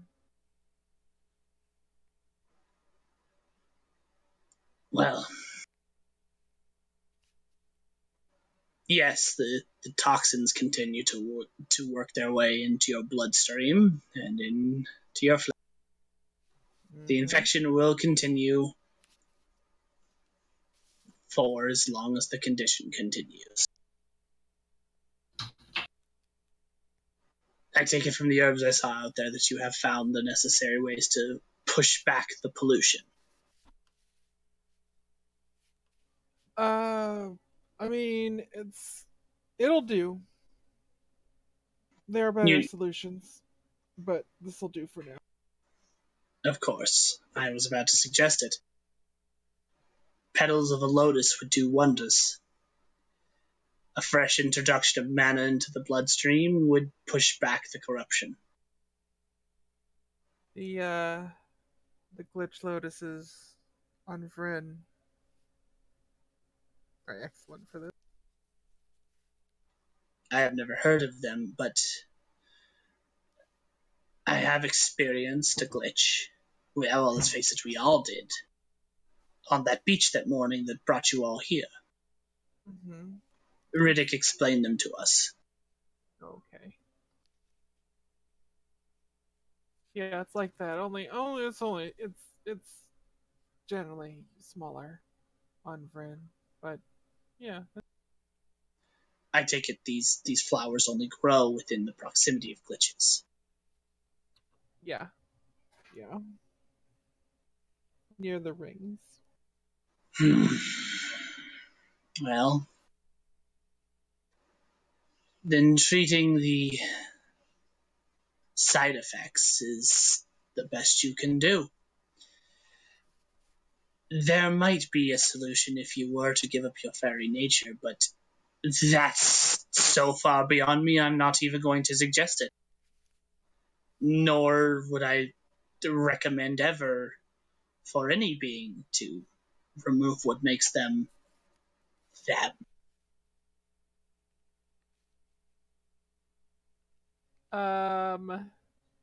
Yeah.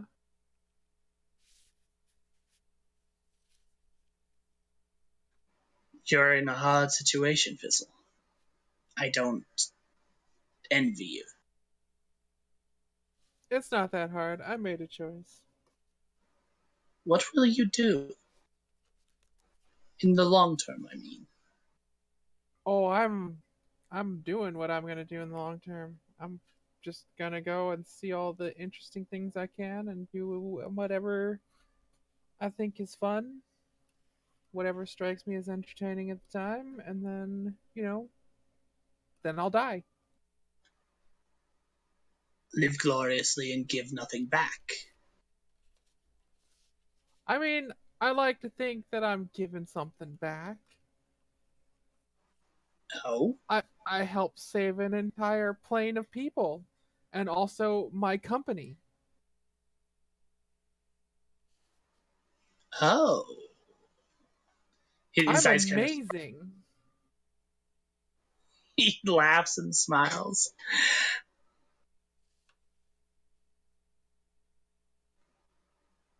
You know, I think I can respect that. That's a good motivation in the end. I mean, I don't want to be like, I don't want you to get the complete wrong idea because I only did it because it was entertaining at the time. It seemed interesting. But I'm sort of giving back because, sometimes the fun thing is a good thing for other people.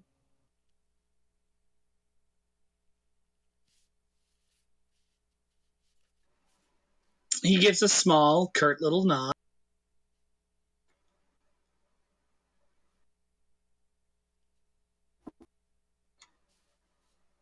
I think you have a good heart, Fizzle.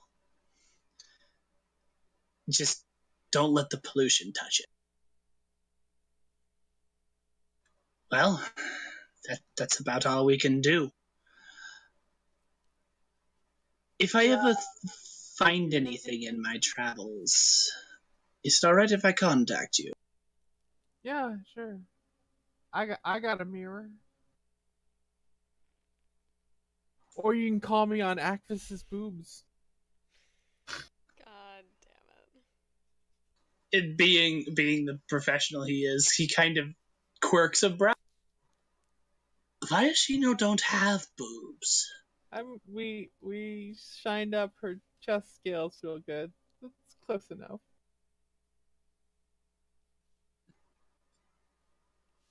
Lizard boobs. Would you call those lube? God damn it. I will now.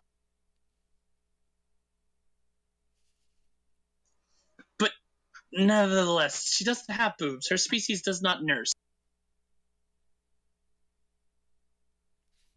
Finally, someone understands. He is a physician. I mean, she's... That's not the point. I suppose I could ask a simpler question. Why does your species have boobs? I believe that fairies don't reproduce the same way as mammals. If you don't know, you're too young. Well, I suppose that's true as well. Loxo are not as long-lived as fairies. I mean, no offense meant. It depends on what plane you're on. Oh, sorry, did I call him a Loxo? That's the elephant people. He's a Rox. My bad. And white animal people, you know, they're all the same. Oh, snap. Damn, that sounded really a lot more racist. I should stop drinking. I'm sorry, Internet. White as in the Magic the Gathering color, not the skin tone. Consider yourself clarified. But I can make all the dirty comments I want about animal peoples. I'm a fucking furry. It's true. He's just mocking his own people. Exactly. So, with that, he opens the door and gestures outside. You should probably get back to your pill before apparently they start screaming. Right, yes, of course. And so pill making continues and feasting begins. Everyone is allowed to take a hearty helpful of the roast pig. In fact, Riddick insists upon it because he doesn't want to take the carcass. Nor can he.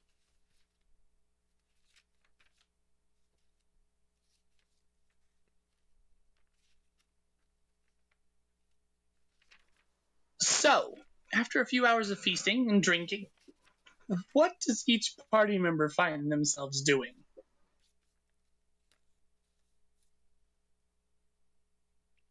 Magic. Magic. Food has been consumed. I don't know if Yoshino get drunk.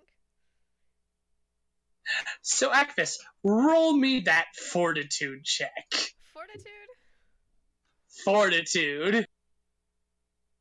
You gotta resist this exhaustion, girl. Oof. Not I'd enough. like to re-roll my fortitude check.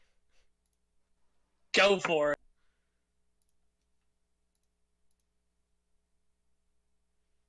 Even worse. We're going to try this one more fucking time. Just keep giving you those points. There we go. Okay, you managed to stay awake. You managed to stave off the dream state for a night. Oh, I didn't say I was staying up all night.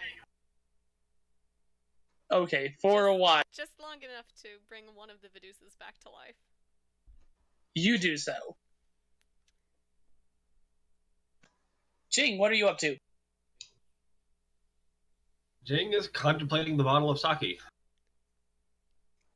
It is tantalizing. It reminds you of home.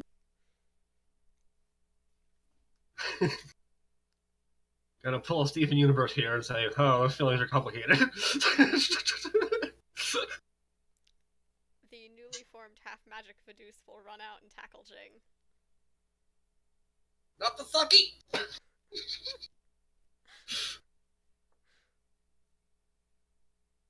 As he hits the floor, Jing will put his hand up and try to telekinesis the sake to safety. The sake was never in danger. Vidus knows better. Well, I mean, he was holding it, and now he's on the floor, so... Thought he was staring at it.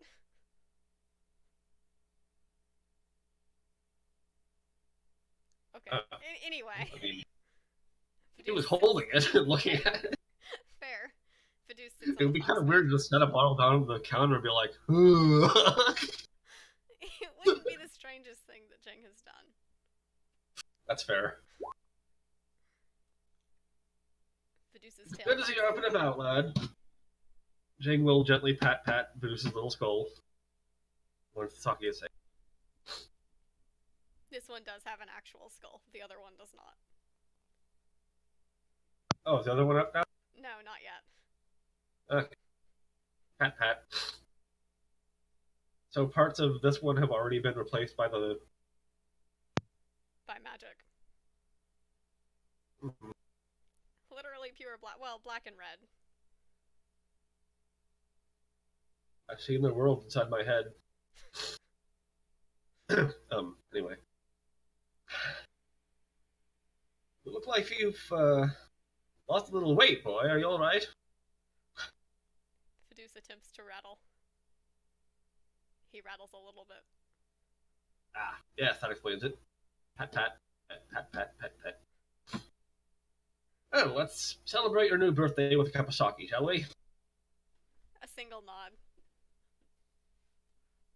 Jing will pour 2 cups, one for himself, one for Deuce, and help the little guy drink it. Help the skeletal dragon drink the alcohol. I like it. Yes. I like it.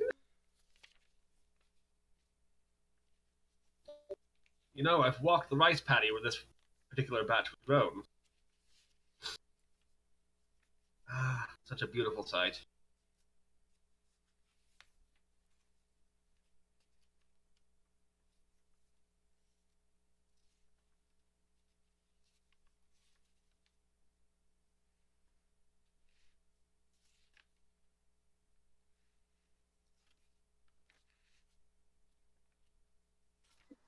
Apparently, this admittance has rendered the room in silence.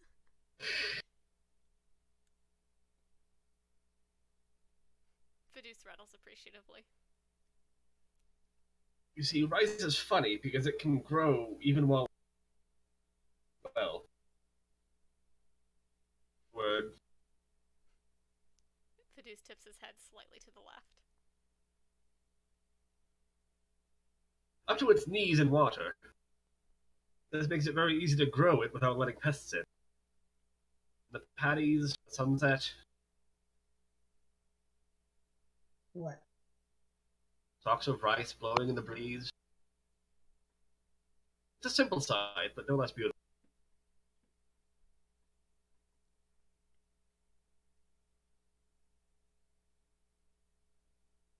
How did you acquire this, by the way? Have you been to Miragana lately?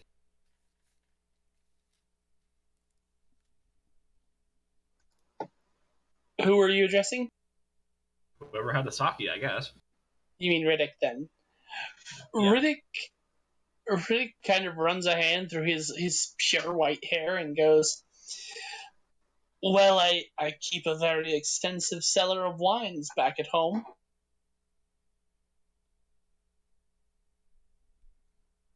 So you haven't been recently?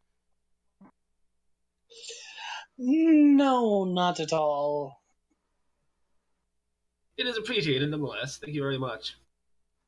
You are quite welcome. He seems somewhat apprehensive to say something else, but he thinks better of it.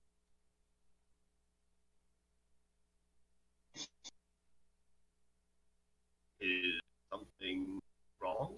Did I drink too much?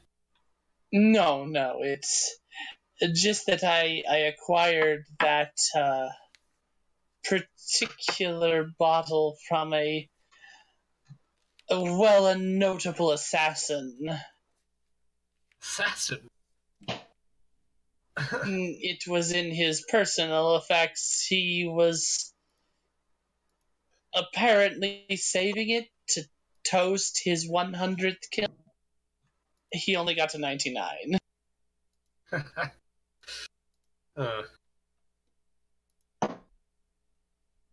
He came for you then, I assume. Oh no, I presided over his case. Oh, a magister, are you? Of a sort. Again, he's being cagey about something. You wear many coats, young friend. He gives a long, drawn sigh and says nothing more on that one. Akvis throws him a glance from where her head is laying on the table through the laying on the table through the doorway, and then closes her eyes again. Is she going to fall asleep? Yeah, probably. So Akvis. Unless Jing is not done with his scene, do you have anything else?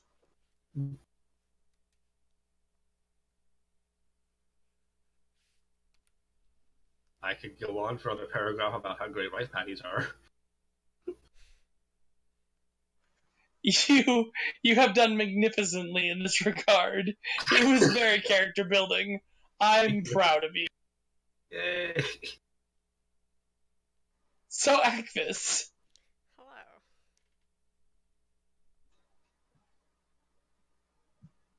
you're back in the community of your birth. In a dream. Do I You can know tell that? it's a dream. Okay.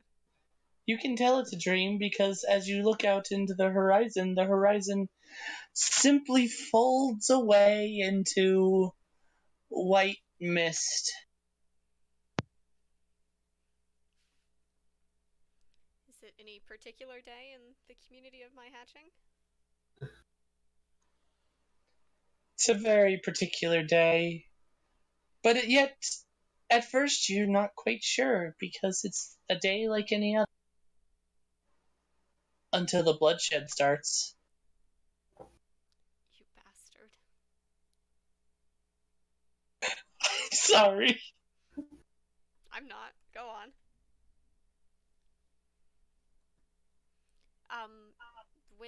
I'm assuming that this is the first day that the other clans attacked. Yes. I'm going to reach for my sword. Scythe. It's not there. Exactly as you remember them, except for one simple difference. Throughout the entirety of them, you are a helpless observer. You can do nothing to save a single soul.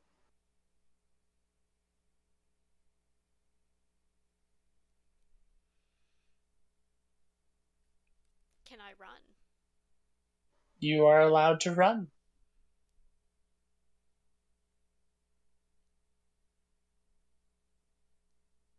Where do you run to? There's an internal debate about towards or away. How do you resolve this debate?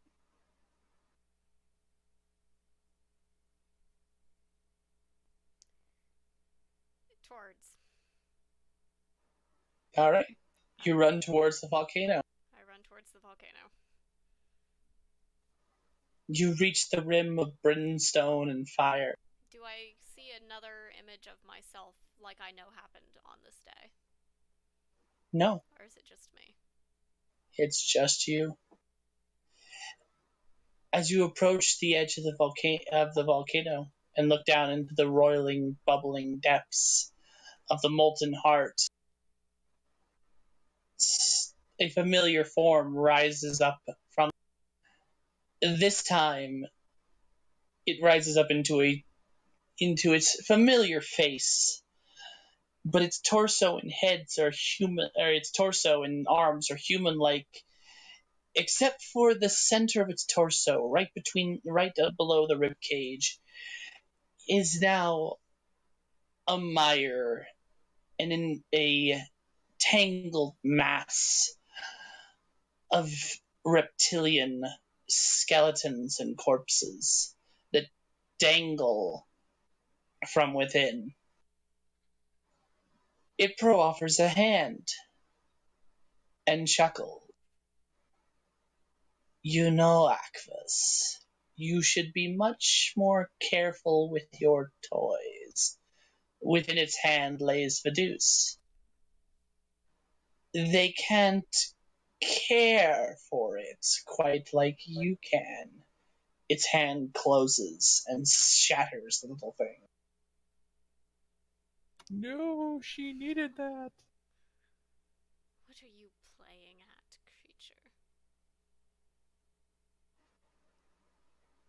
creature? Simply put,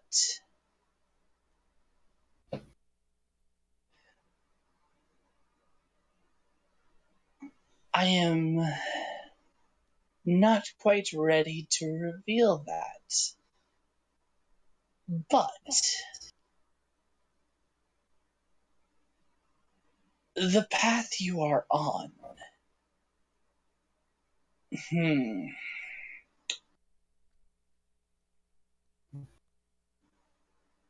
the path you are on is of interest to me. The Lord of the Tower has stood for a very long time and has become very, arrogant. To see his fall would be a catharsis to myself and many others. The Lord of the Tower. Ask your little friend with the glowing whip, the Lord of the Tower. The one, yes, the one who has lived so long that his name is forgotten.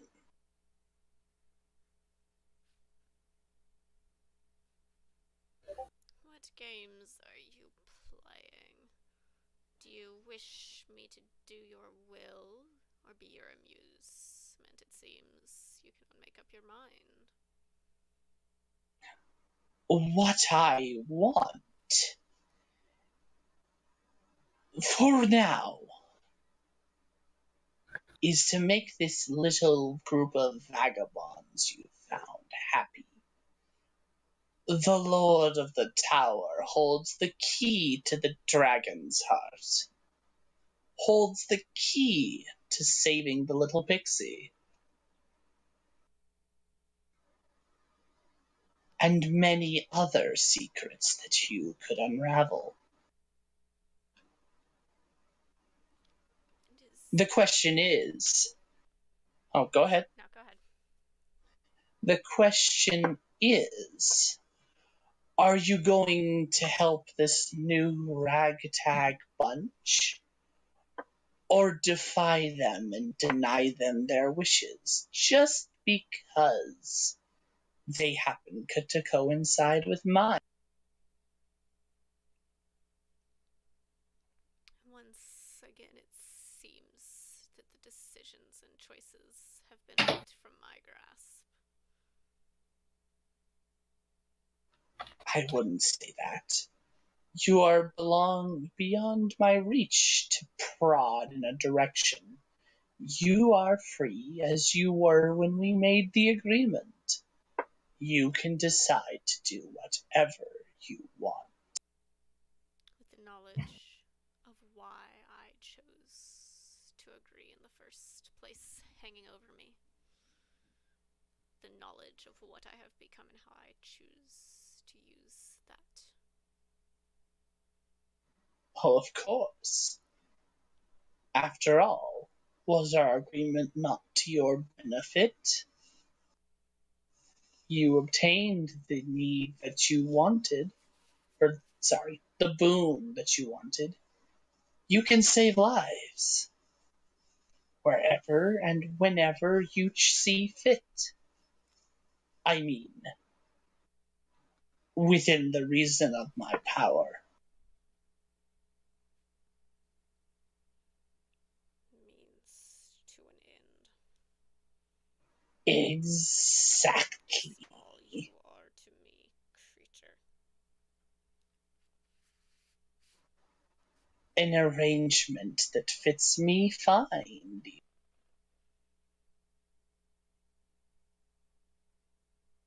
I'm going to attempt to step into the volcano. Okay. The same way I did to escape last time. Alright, you do so. And immediately, being that this is a dream, and you've just self-inflicted harm on yourself, you wake up. I fall out of the chair. Everyone sees Actus fall out of the chair. I very, very intentionally fold my arms across my chest and stare at the ceiling. Somebody call her a cab. She's I think at the point that she had the stream, Tidus was already asleep. Oh.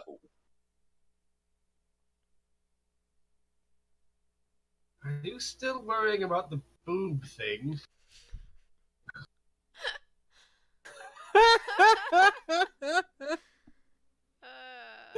Oh my god.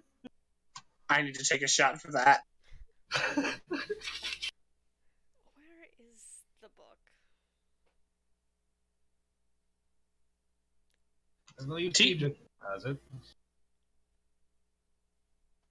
And it's always in his courier. Well, I think I'm gonna need a stealth check to avoid waking Tidrix. I'm going to send Vidus, actually.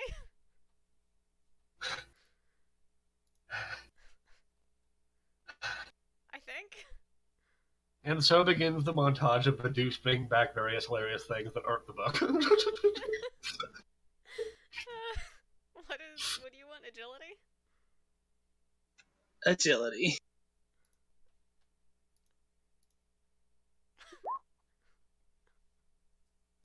And Tidrix, I need a perception to try and beat that agility.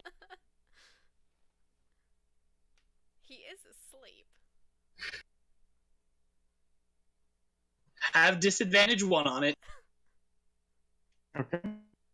Also act as a point back for role playing. Shiny.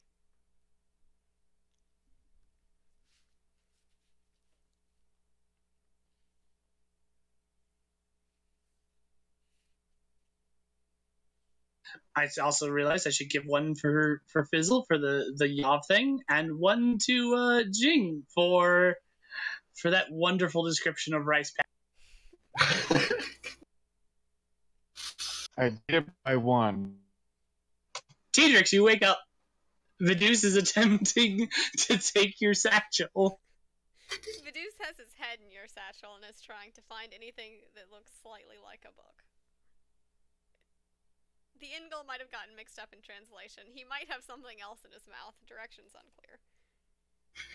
Acvis.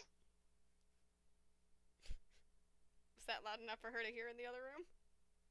Yeah, I just didn't want to yell because it's late. Didn't want to wake you up. It seemed like the most polite decision.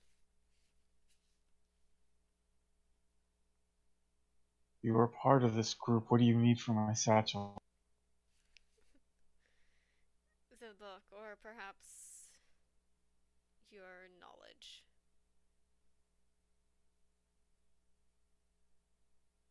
About? The Lord of the Tower, Tidrix.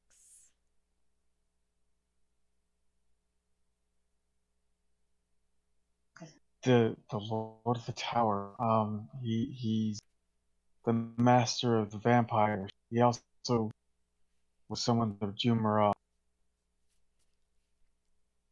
was following orders from. If I told you that I had it on reasonably reliable word that he held some of the answers to our many problems.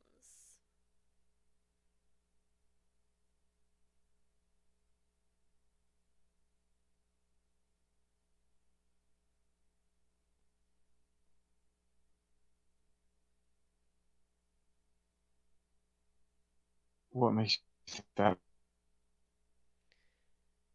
Call it divine intervention.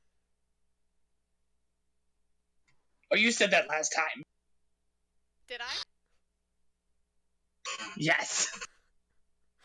Well, last time you had a dream, you called it divine intervention. I mean, it's kind of inaccurate, but Not really. technically correct. He's not a god. He's a, yeah, kind of, he is, I guess. To her he is. Honey, if this was made into a magic card, his creature type would be God. Mm-hmm. So this is the second time you've had divine intervention. Can I pull a number out of my ass, Josh?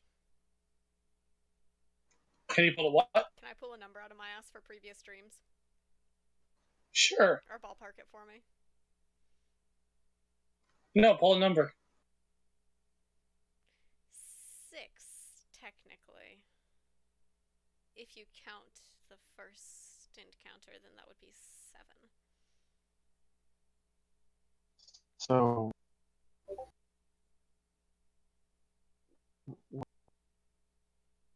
So you worship a planeswalker? Is that what you're saying?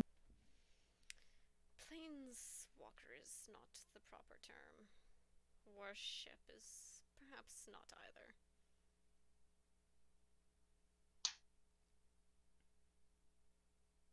I hold it responsible for what I am. Your sacrifice. My curse. My sacrifice. Your act of desperation.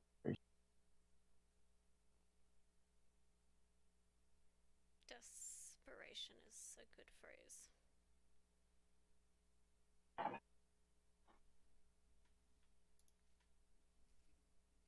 What is it exactly? Zerstrazes. A creature of magic and fear embodied. The red and the black come together on Asgol. So he's not a planeswalker. He's a creature of mana, made sentient, made selfish, but pragmatic in a way that I can begrudgingly respect. Why would he tell you these things?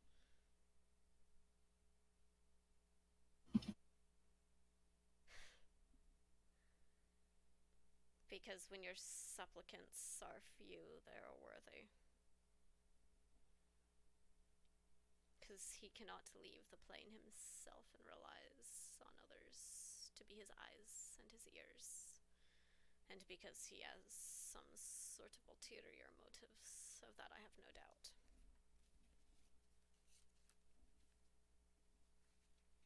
He doesn't want to help the Lord of the Tower, does he? He wants to see him dead.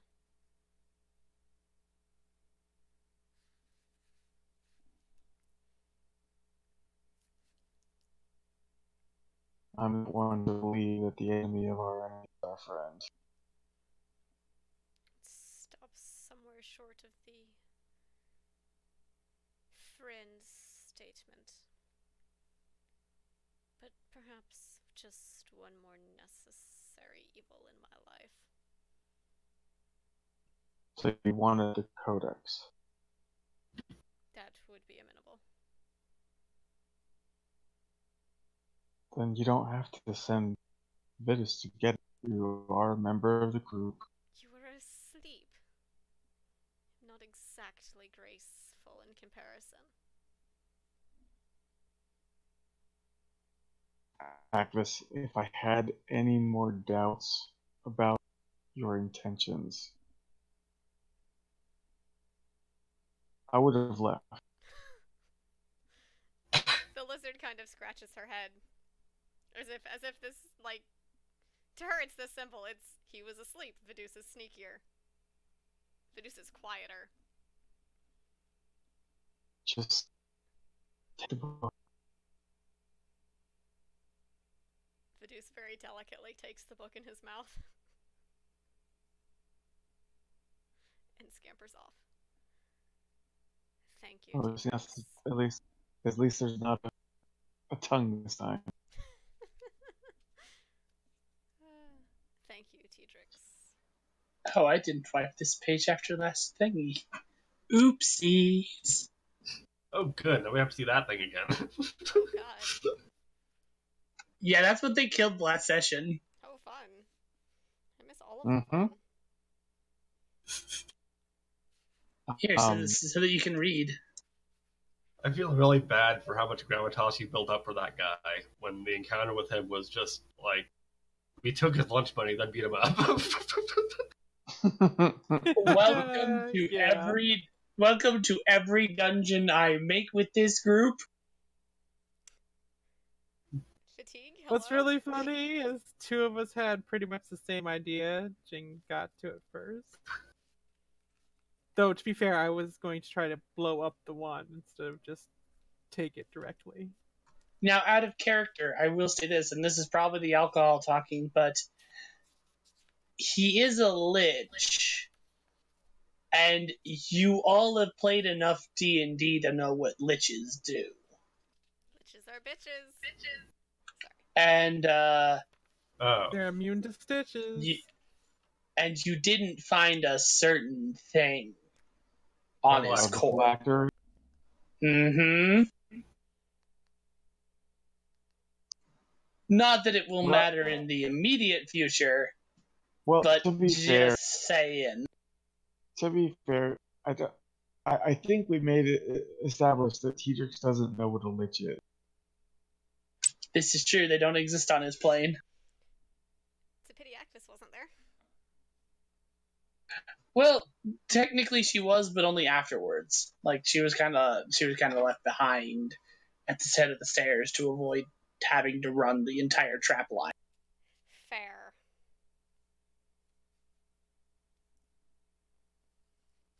After Actus takes the book, I think Teedrix will go back to sleep.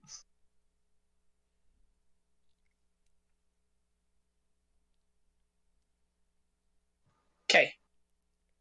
So, Actus, you have the book. Is there anything else you can show me about Zerstrazus?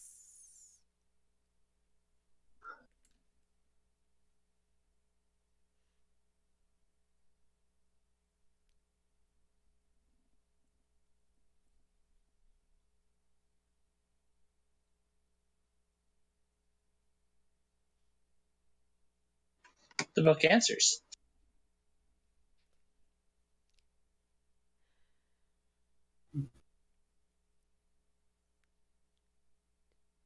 Two sides. How many sets of eyes and ears does it have out in the multiverse?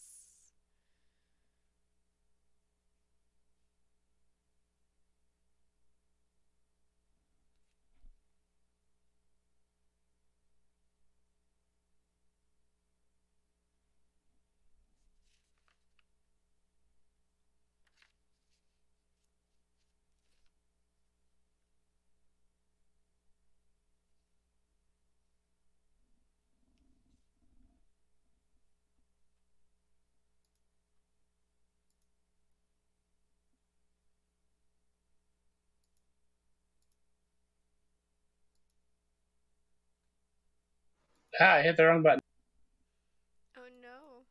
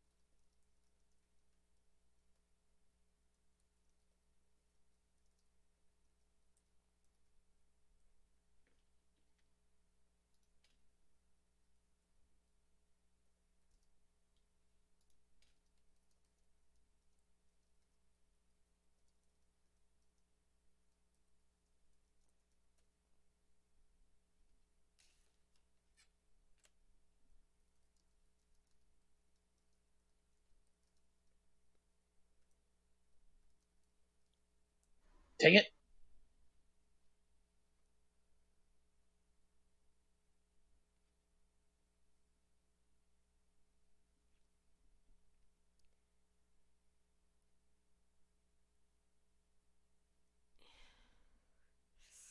None of the questions on that front that I have are ones you can answer, I fear.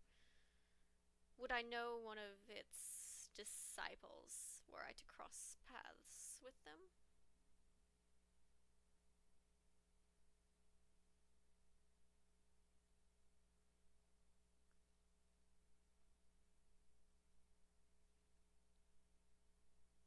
Take it.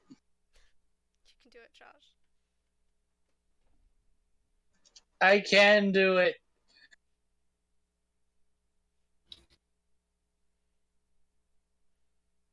And while the book is thinking, I'm going to turn towards Jing. Do you know anything about tracking specific mana signatures?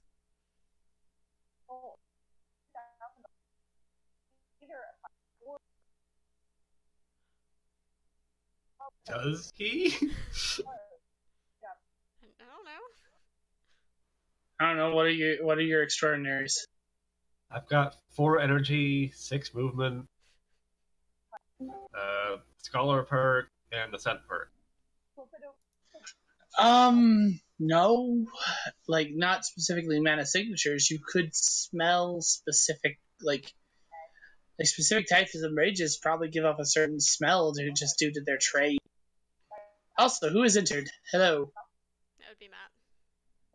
Hi, Matt. He's come to listen.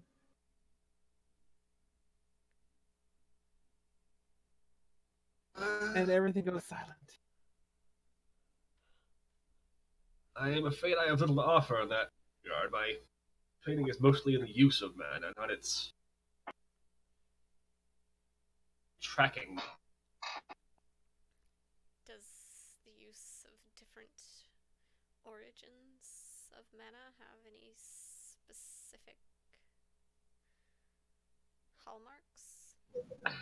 It is inexact, but there is a certain scent to the 5 colors. Merely the colors, not their sources. Yes, it's more of a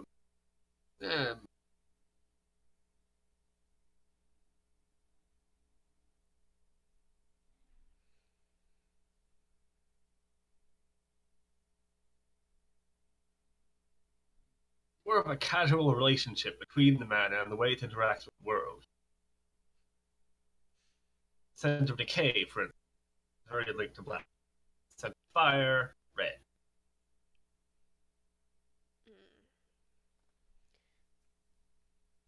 My thanks. Well, what about blue, white, and green, Precious? Green smells like mud.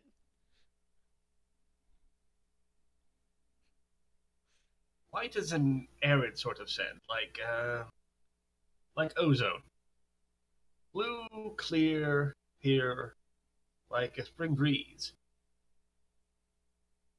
Green is the smell of nature. Fresh rain. Well done, sir. Colorless is the smell of metal. What? Because God damn it. Agnes will turn back to the book, looking slightly consternated, and will say, "What can you tell me about the Lord of the Towers? Where is he from? Where is he now? What is his reach?" And the book is going to potentially make the most important prescience check at the highest difficulty I can possibly master at this point.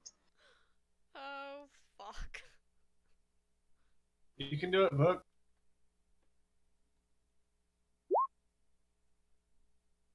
Oh. It's not the worst No. roll it's ever made. Never mind, book, you suck. Everyone says the book sucks when it doesn't work for them. Even though, as it just barely said, prescience is an inexact discipline that has no fucking logic to it.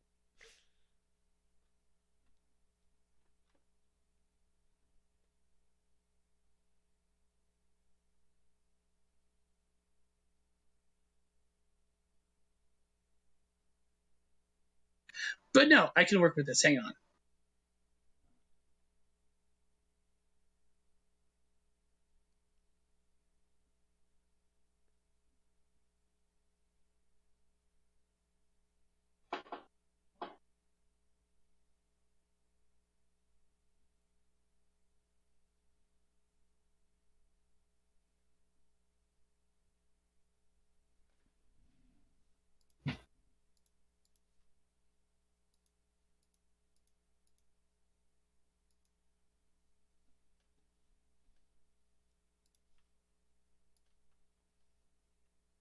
There we go.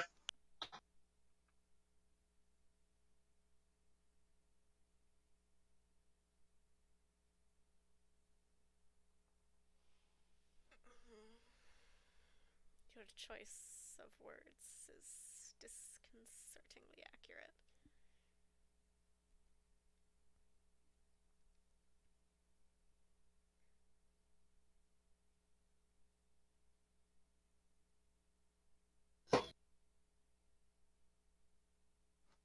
And I've also been making this like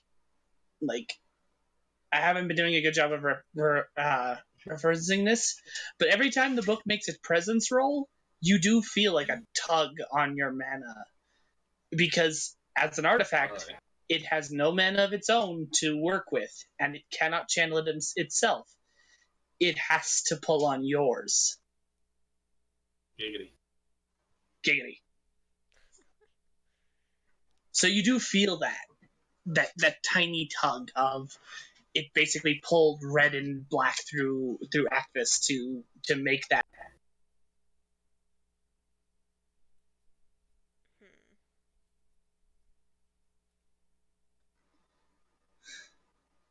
Another very specific question is, it seems to know what you said, what was discussed. Yeah, that's what I was just thinking about. All-knowing book. How thoroughly in my head are you?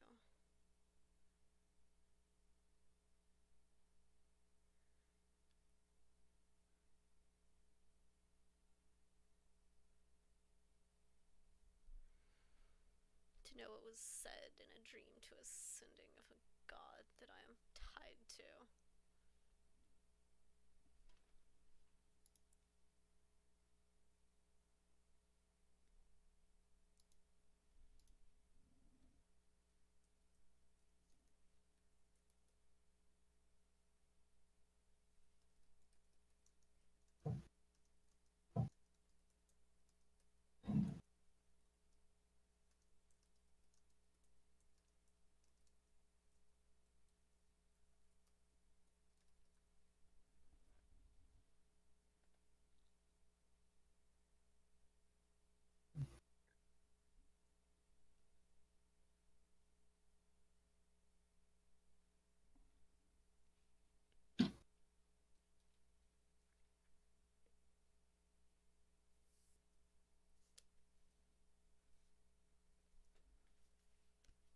I think I'm gonna have to make another page.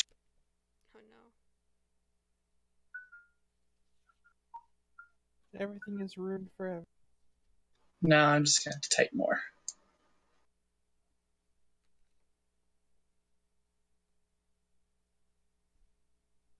I am actually going to have to go to bed here before too long. It's okay. Yeah, same. We are about done for the night, I believe. Soon. I think I only have like one more thing I want to do as far as scene. Okay.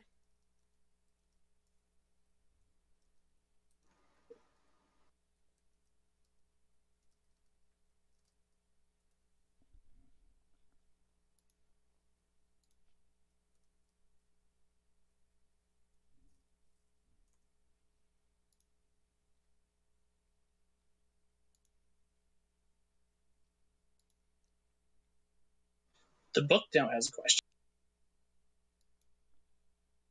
It folds over onto the other page.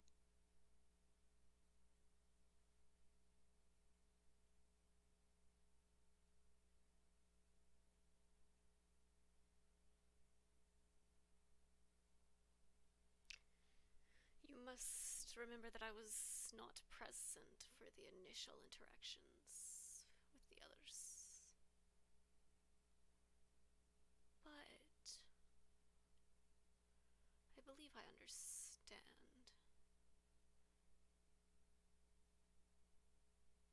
Is something so deep-seated as a dream so obvious to you, or is that merely a function of its emotional transference onto myself? And if so, is this why you can use... But go ahead and keep talking. She stops herself as the words appear on the page. course, my dreams trouble me greatly. A creature that has control over my existence still haunts me, stands between me and the plane that I am sworn to protect, between the people that I abandoned. No, not abandoned. Between the people that I was ripped away from. A plane that I still cannot find my way back to for some reason.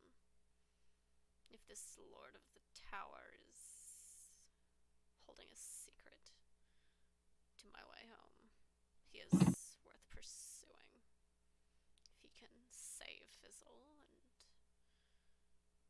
mend the ills of the others, as Strazos suspects, that just makes it more so.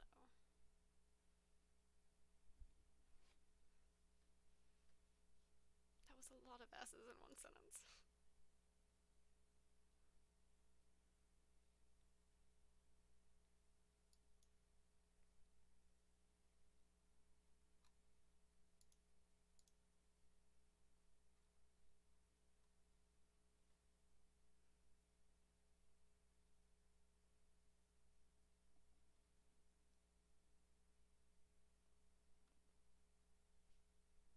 Are you suggesting that it is all in my head?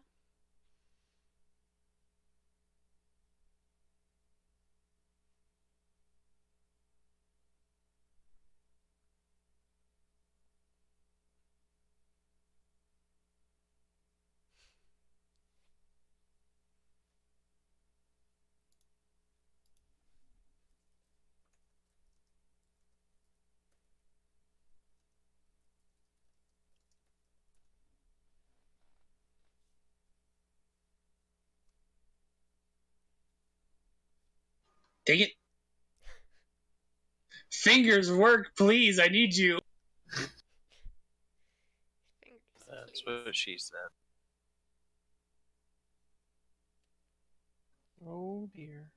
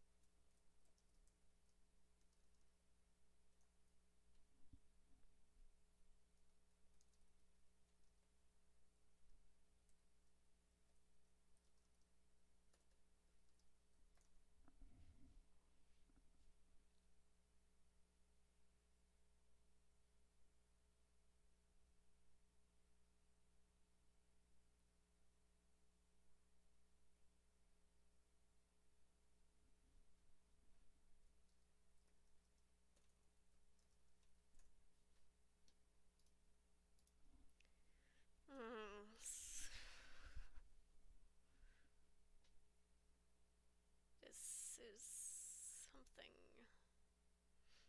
else entirely.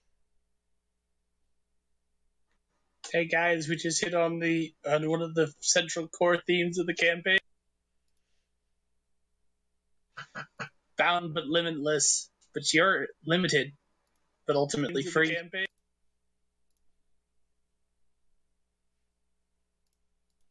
I believe what Lord Book means to say is that no matter how hopeless the situation seems, you always have a choice. More so than anyone. God of yours wants you to believe there is only one road, but you won't look for the other. I've tried walking home. I have failed. Blocked out. As if the entire plane has been cut off. But perhaps you both are correct. There is something more to this.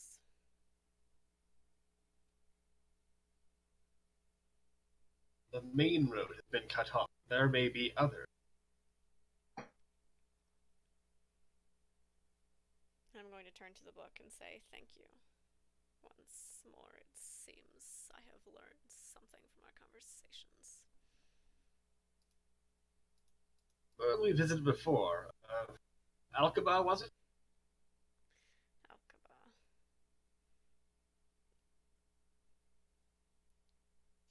Everything fades from the plates except for the "I am grateful to be helping."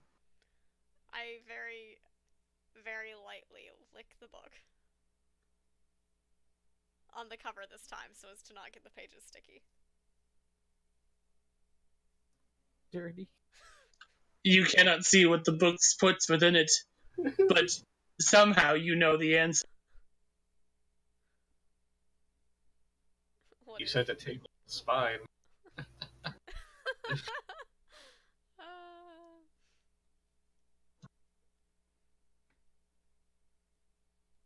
It is a way of showing gratitude where I come from. Are you disrespecting my cultures, Jing?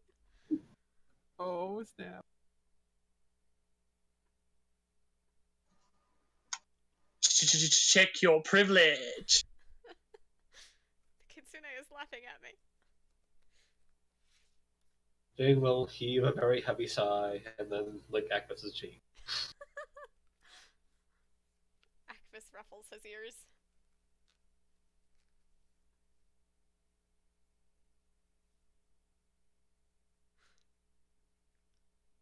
I wish I could have found that picture that Jimmy sent me that I was going to use for the Oasis cabin, but I couldn't find it.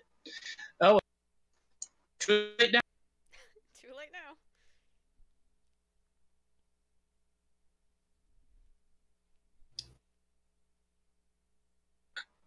So there is one last scene I kind of want to get out of the way before we close for. So at some point of the drinking and the revelry and the feasting And the licking. and just kind of chilling out afterwards, Riddick turns to the group and goes, "So, what lays ahead for you all now?"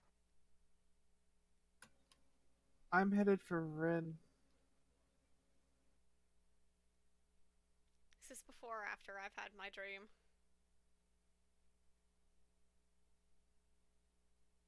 This is after. Okay. And Fizzle is the first to pipe up. I will help as I can, but I believe I may have another solution to many more problems at the same time, including mine and Fizzle's. I'll tell you what I told Yav. I'm not taking the wings out. And nor would I ever ask you to. There is much what makes you you as this thread that makes me me.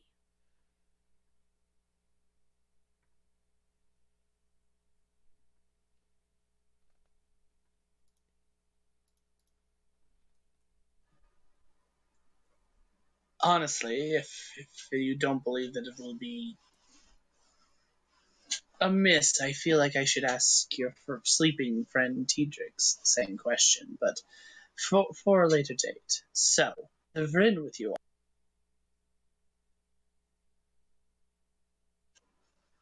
Seeking a cure for the fairy. It's not a cure. And Yav seems to elbow Riddick in the ribs for his poor choice of words. Of course, it's not a cure. Everyone says it's like I'm bothered. Like, I knew this was coming. Yav hasn't discussed everything with me. He has that pesky code of conduct of his. He doesn't discuss the needs of people he administers to. Okay, I suppose that's fair. I just, you know, there's no reason to just suddenly start walking on eggshells. This isn't news to me. It's not like I just found out.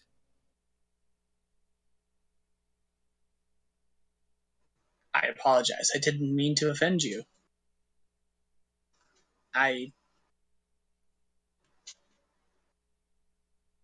Riddick kind of goes quiet. Forgive her for her. And Actus trails off for a second, and then comes back with, "We are all under a little bit of stress. I believe that she understands that you meant no offense."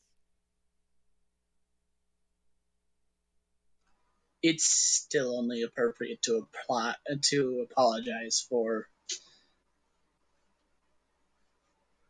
That wasn't supposed to sound angry. I was just pointing out, like, I know what's going on. I've known what's going on before any of you. So, don't get weird. Trust me, I understand. Like I said in the castle, I can make this body of mine whatever I want, as young as I want, but what's up here, and he taps his temple, degrades all the same.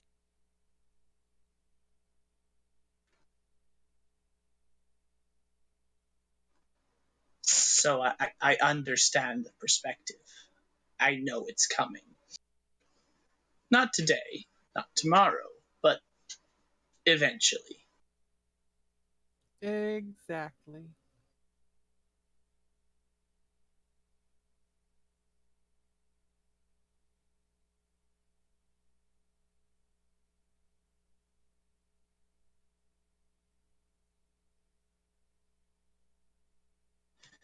What of you, scholar of the Kitsune? I'm going to follow these people around until they inevitably get me killed. He blinks several times. That's potentially a very long commitment. I have nothing but time. What brought you to this decision?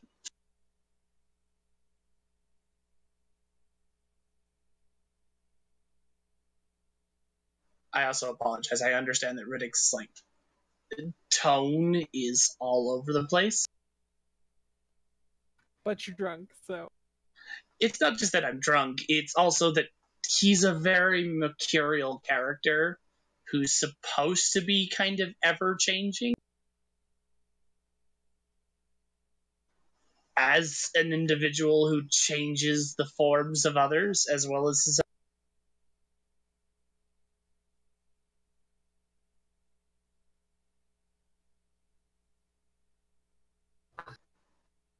Anyway, back to Gladius.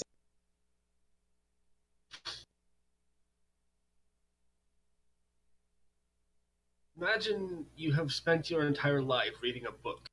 You know it cover to cover, you can cite all the pages from memory. Then one day, someone shows you a library.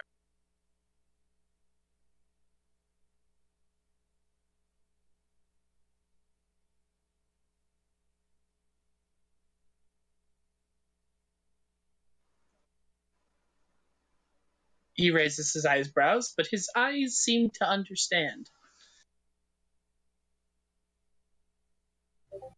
When the spark manifested, I was hurled out of my little book. I am now in a vast, vast library. I want to read as many of these things as I possibly can before I keel over, and these men are a good reason to prioritize. So to Vryn with you as well. Vryn with me as well.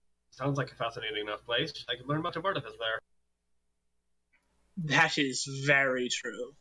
Nowhere is as advanced as Vryn. We're awesome like that. But that advancement brings its own problems, does it not? And he gives a little. He gives a wink. He gives a wink to Fizzle, which, considering he has an eye patch, comes off as more of a blink.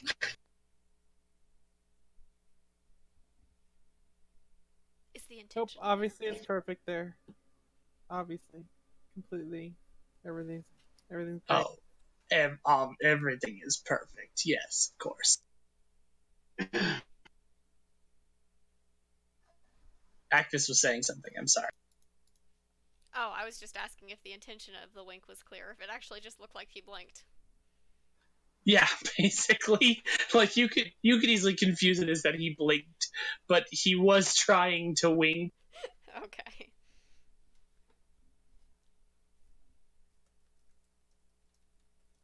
Well, I guess this brings us to the sticky situation.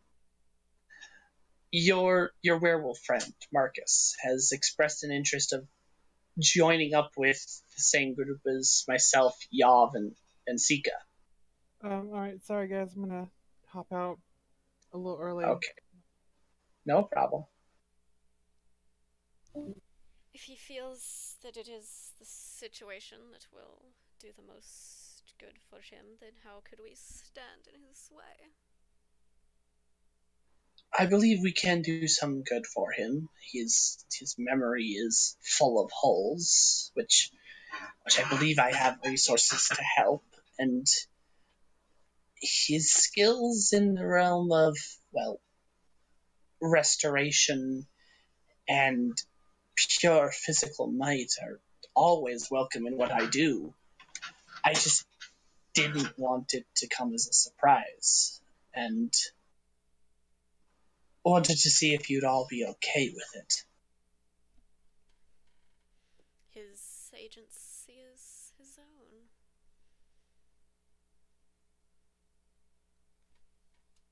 Poor lad's been stressed out by everything we've exposed him to. I wouldn't regret taking the chance to put down roots, so to speak. Something a little more permanent.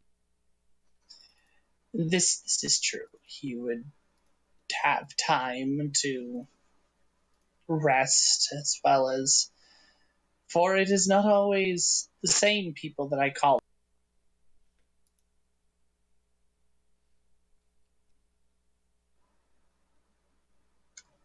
However, enjoy the alcohol and the food. I think I want to talk with your friend Tedrix a little more. Good luck rousing him from his slumber. Kick him. Do you say that in character? Yes. I have my ways. Giggity. I have a question for Yav, too, in character. Go ahead and make it. Yav, you have some skill with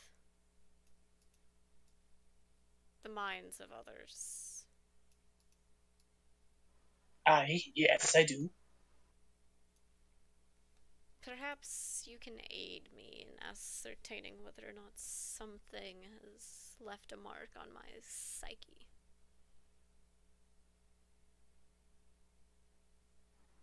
In what way do you mean? A barrier, perhaps. A divider walling off the knowledge of how to walk the paths to my home plane. So, as you say this, you become aware of something. Uh-oh. The task you were trying to do with Vidus, the splitting him into, you now know exactly how to do that. And you realize you didn't before, but after your dream, you do.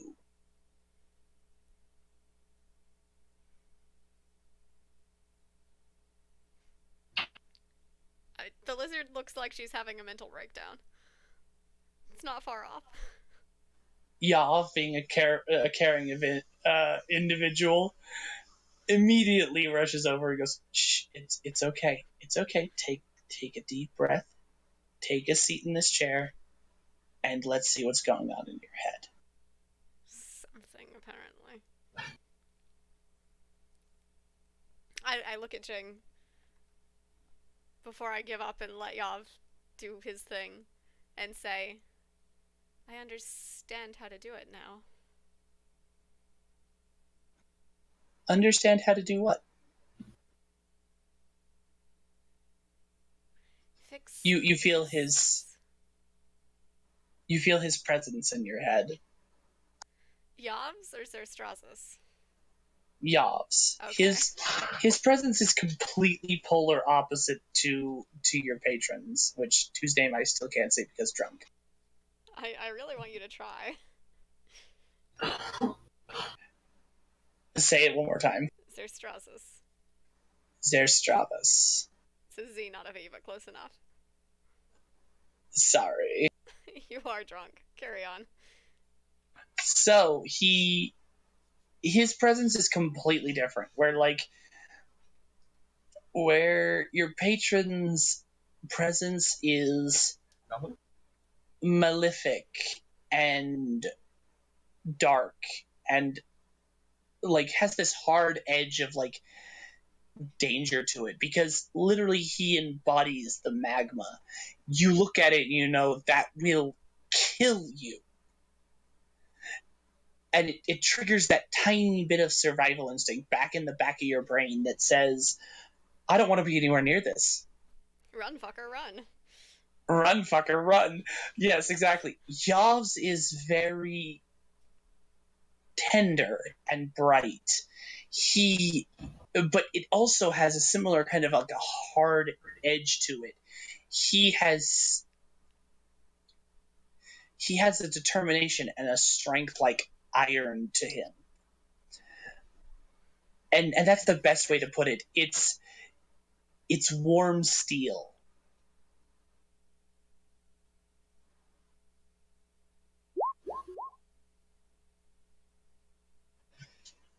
And he pokes around in your head a bit and he says, okay, this is complicated. There is a connection in your head to something way beyond this plane. But it's not connected to your head. It's connected to your spark. A black thread leads way out into the ether. As skull. I don't know. I couldn't trace it all the way back. My sight doesn't go that far.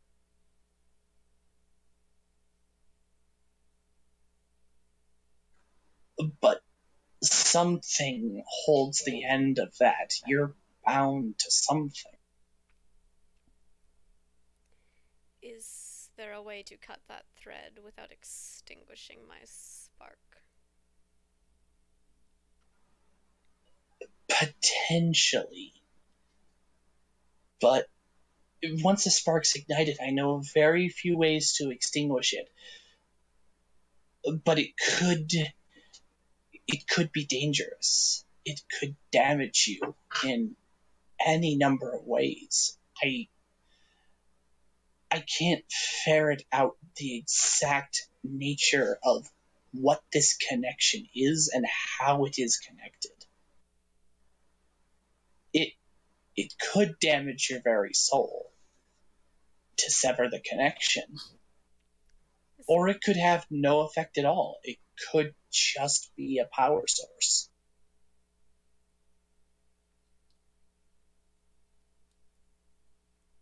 I see. Thank you. But there are ways. But I will tell you, they don't lay within the realm of white mana. We do not. God. We do not meddle in the nature of souls this way. No, I dare say that would be my domain. You have to be careful with this. Despite all of my quips to the contrary, this body is one that I am relatively fond of. This is true, And but my soul is the only one that I possess. also true. I understand that black is the element of sacrifice, and the most noble form of sacrifice is self-sacrifice. But please, be careful. I will. My thanks to you, my friend. It's just my job, friend.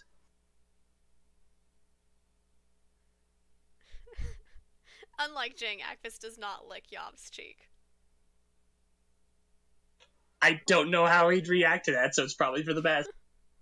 Because we all know that the line about it being a cultural thing was complete and utter horseshit. But she does clap him on the shoulder, and she goes to stand up and wobbles a little bit and then sits back down. I'll just stay here for now. So, Jimmy, are you still awake? Yeah, I'm awake. So, friend Tedrix,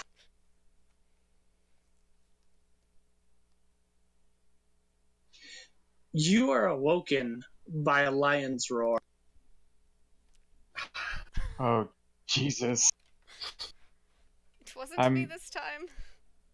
My first reaction is to reach for the whip on the nightstand and activate it as I come to action stance. As it blazes with bright light, you see Riddick sitting across from you. That will not be necessary.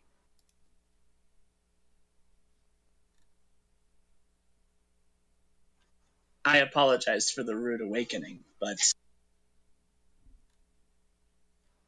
no, honestly, I just wanted to see what you would do. A hostile creature in the one place that's supposed to be safe. What did you think I was going to do? Well, the barest and most frank expression of the human mind is fight or flight. You react immediately with fight, whereas most would react with flight. It shows courage, and an urge for glory. Why did you wake me up?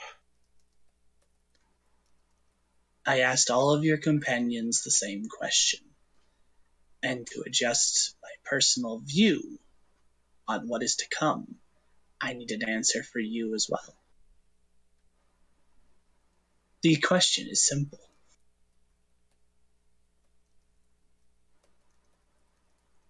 What do you intend to do from here?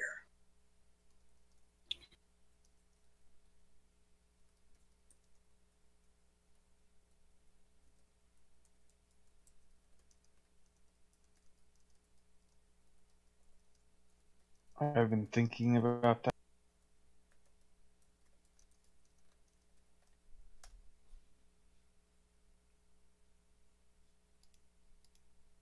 I will continue my adventures with my friends.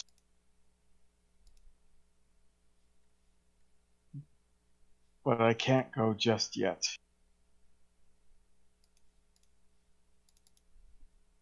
There are certain things I need to put to rest here before I can leave.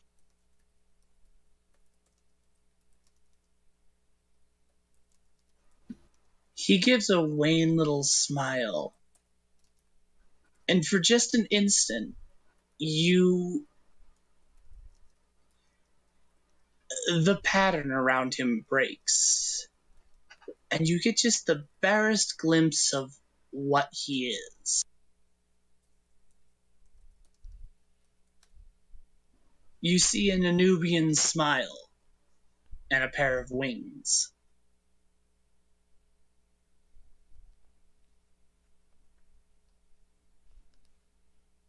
What are you? Meet me on the rooftop and I'll show you.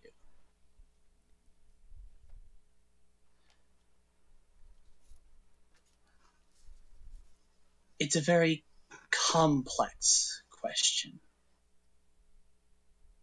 But I believe that the more pressing thing is that you should discuss these feelings with your friends.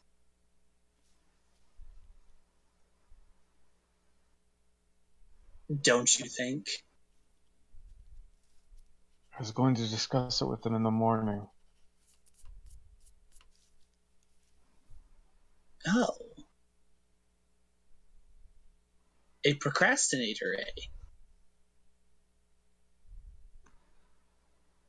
Always good for a unexpected turn. But very well, since we have the time. You watch him pull a finger into the pattern that he's always surrounded by up to this point, and with a pluck, unravel it.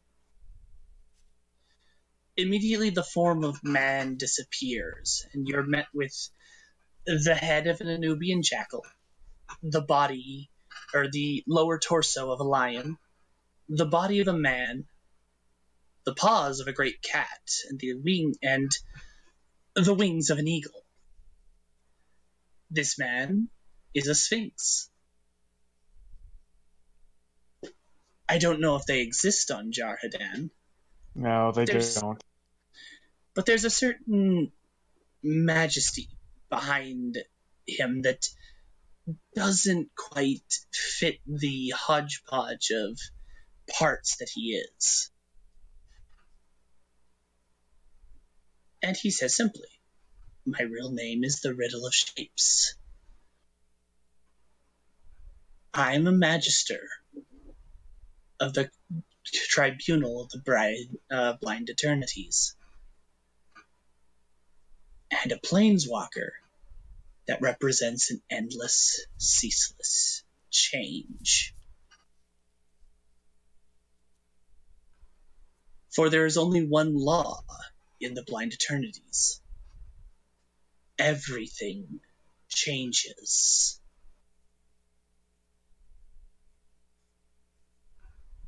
And you feel him collect mana and return to the human form you knew.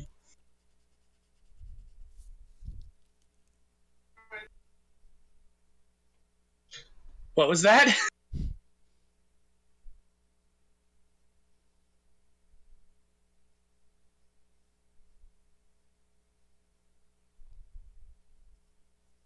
Sorry, I heard Gladius shout something. Oh, sorry, I was delivering messages. Okay. I thought that was a reaction to the reveal or something, like it almost sounded like you said called it. Oh.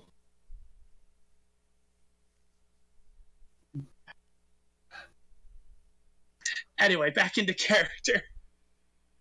I wonder. I never would have thought Sphinx. That's quite a curveball. So, to Tedrix's reaction.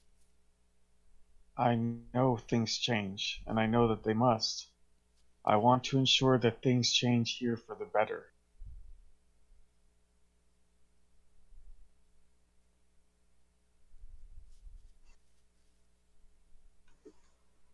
You've been talking with the Chester, haven't you? Yes. Then I won't parrot back the things he's already said. I know it will take an inordinate amount of time, but I can at least ensure that the beginning blocks are in place. And then you will return to your friends? Of course. Do you think they'll need you in the meantime?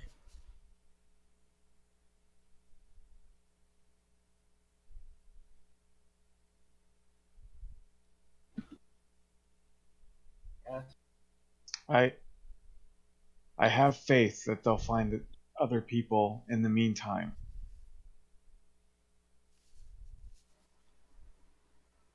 I think they will too. Out of character. I know they will. It's almost like we planned this.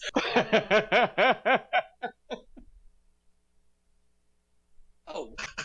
With that, he goes, a decent path, Teedrix.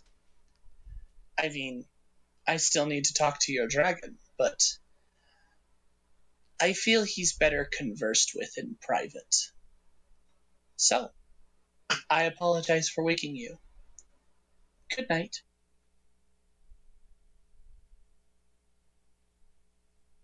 Well, Teedrix is awake. And if you can't get back to sleep, there is roast pig and mead in the drawing room. And with that, he leaves your room.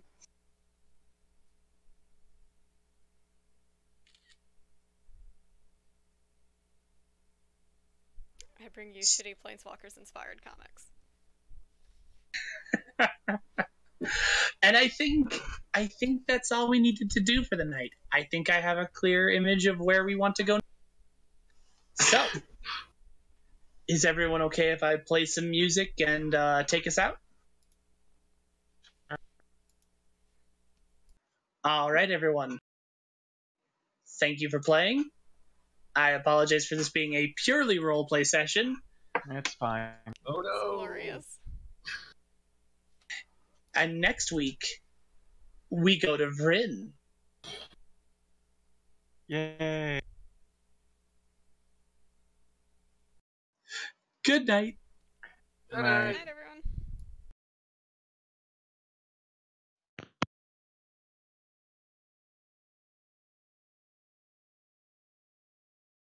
Also, probably the last week we get to use this jukebox system. Gonna have to figure something else out for that, and by next week. Oh. Why is this not playing? It worked earlier. It says it's playing. Nothing currently, never mind. Damn it. Turning up the volume? No, that'll blow your damn ears out. Fair. I like my eardrums. They're kind of helpful. Why not? I'll play Riddick Stain.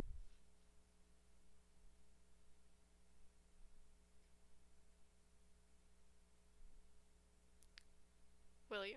Will you really? That was supposed to start immediately. I know that song starts immediately. What the hell? It could be that Fanburst is gone now. Oh, it is the 25th. It is after midnight. Oh, fuck. It's all gone. It's all gone.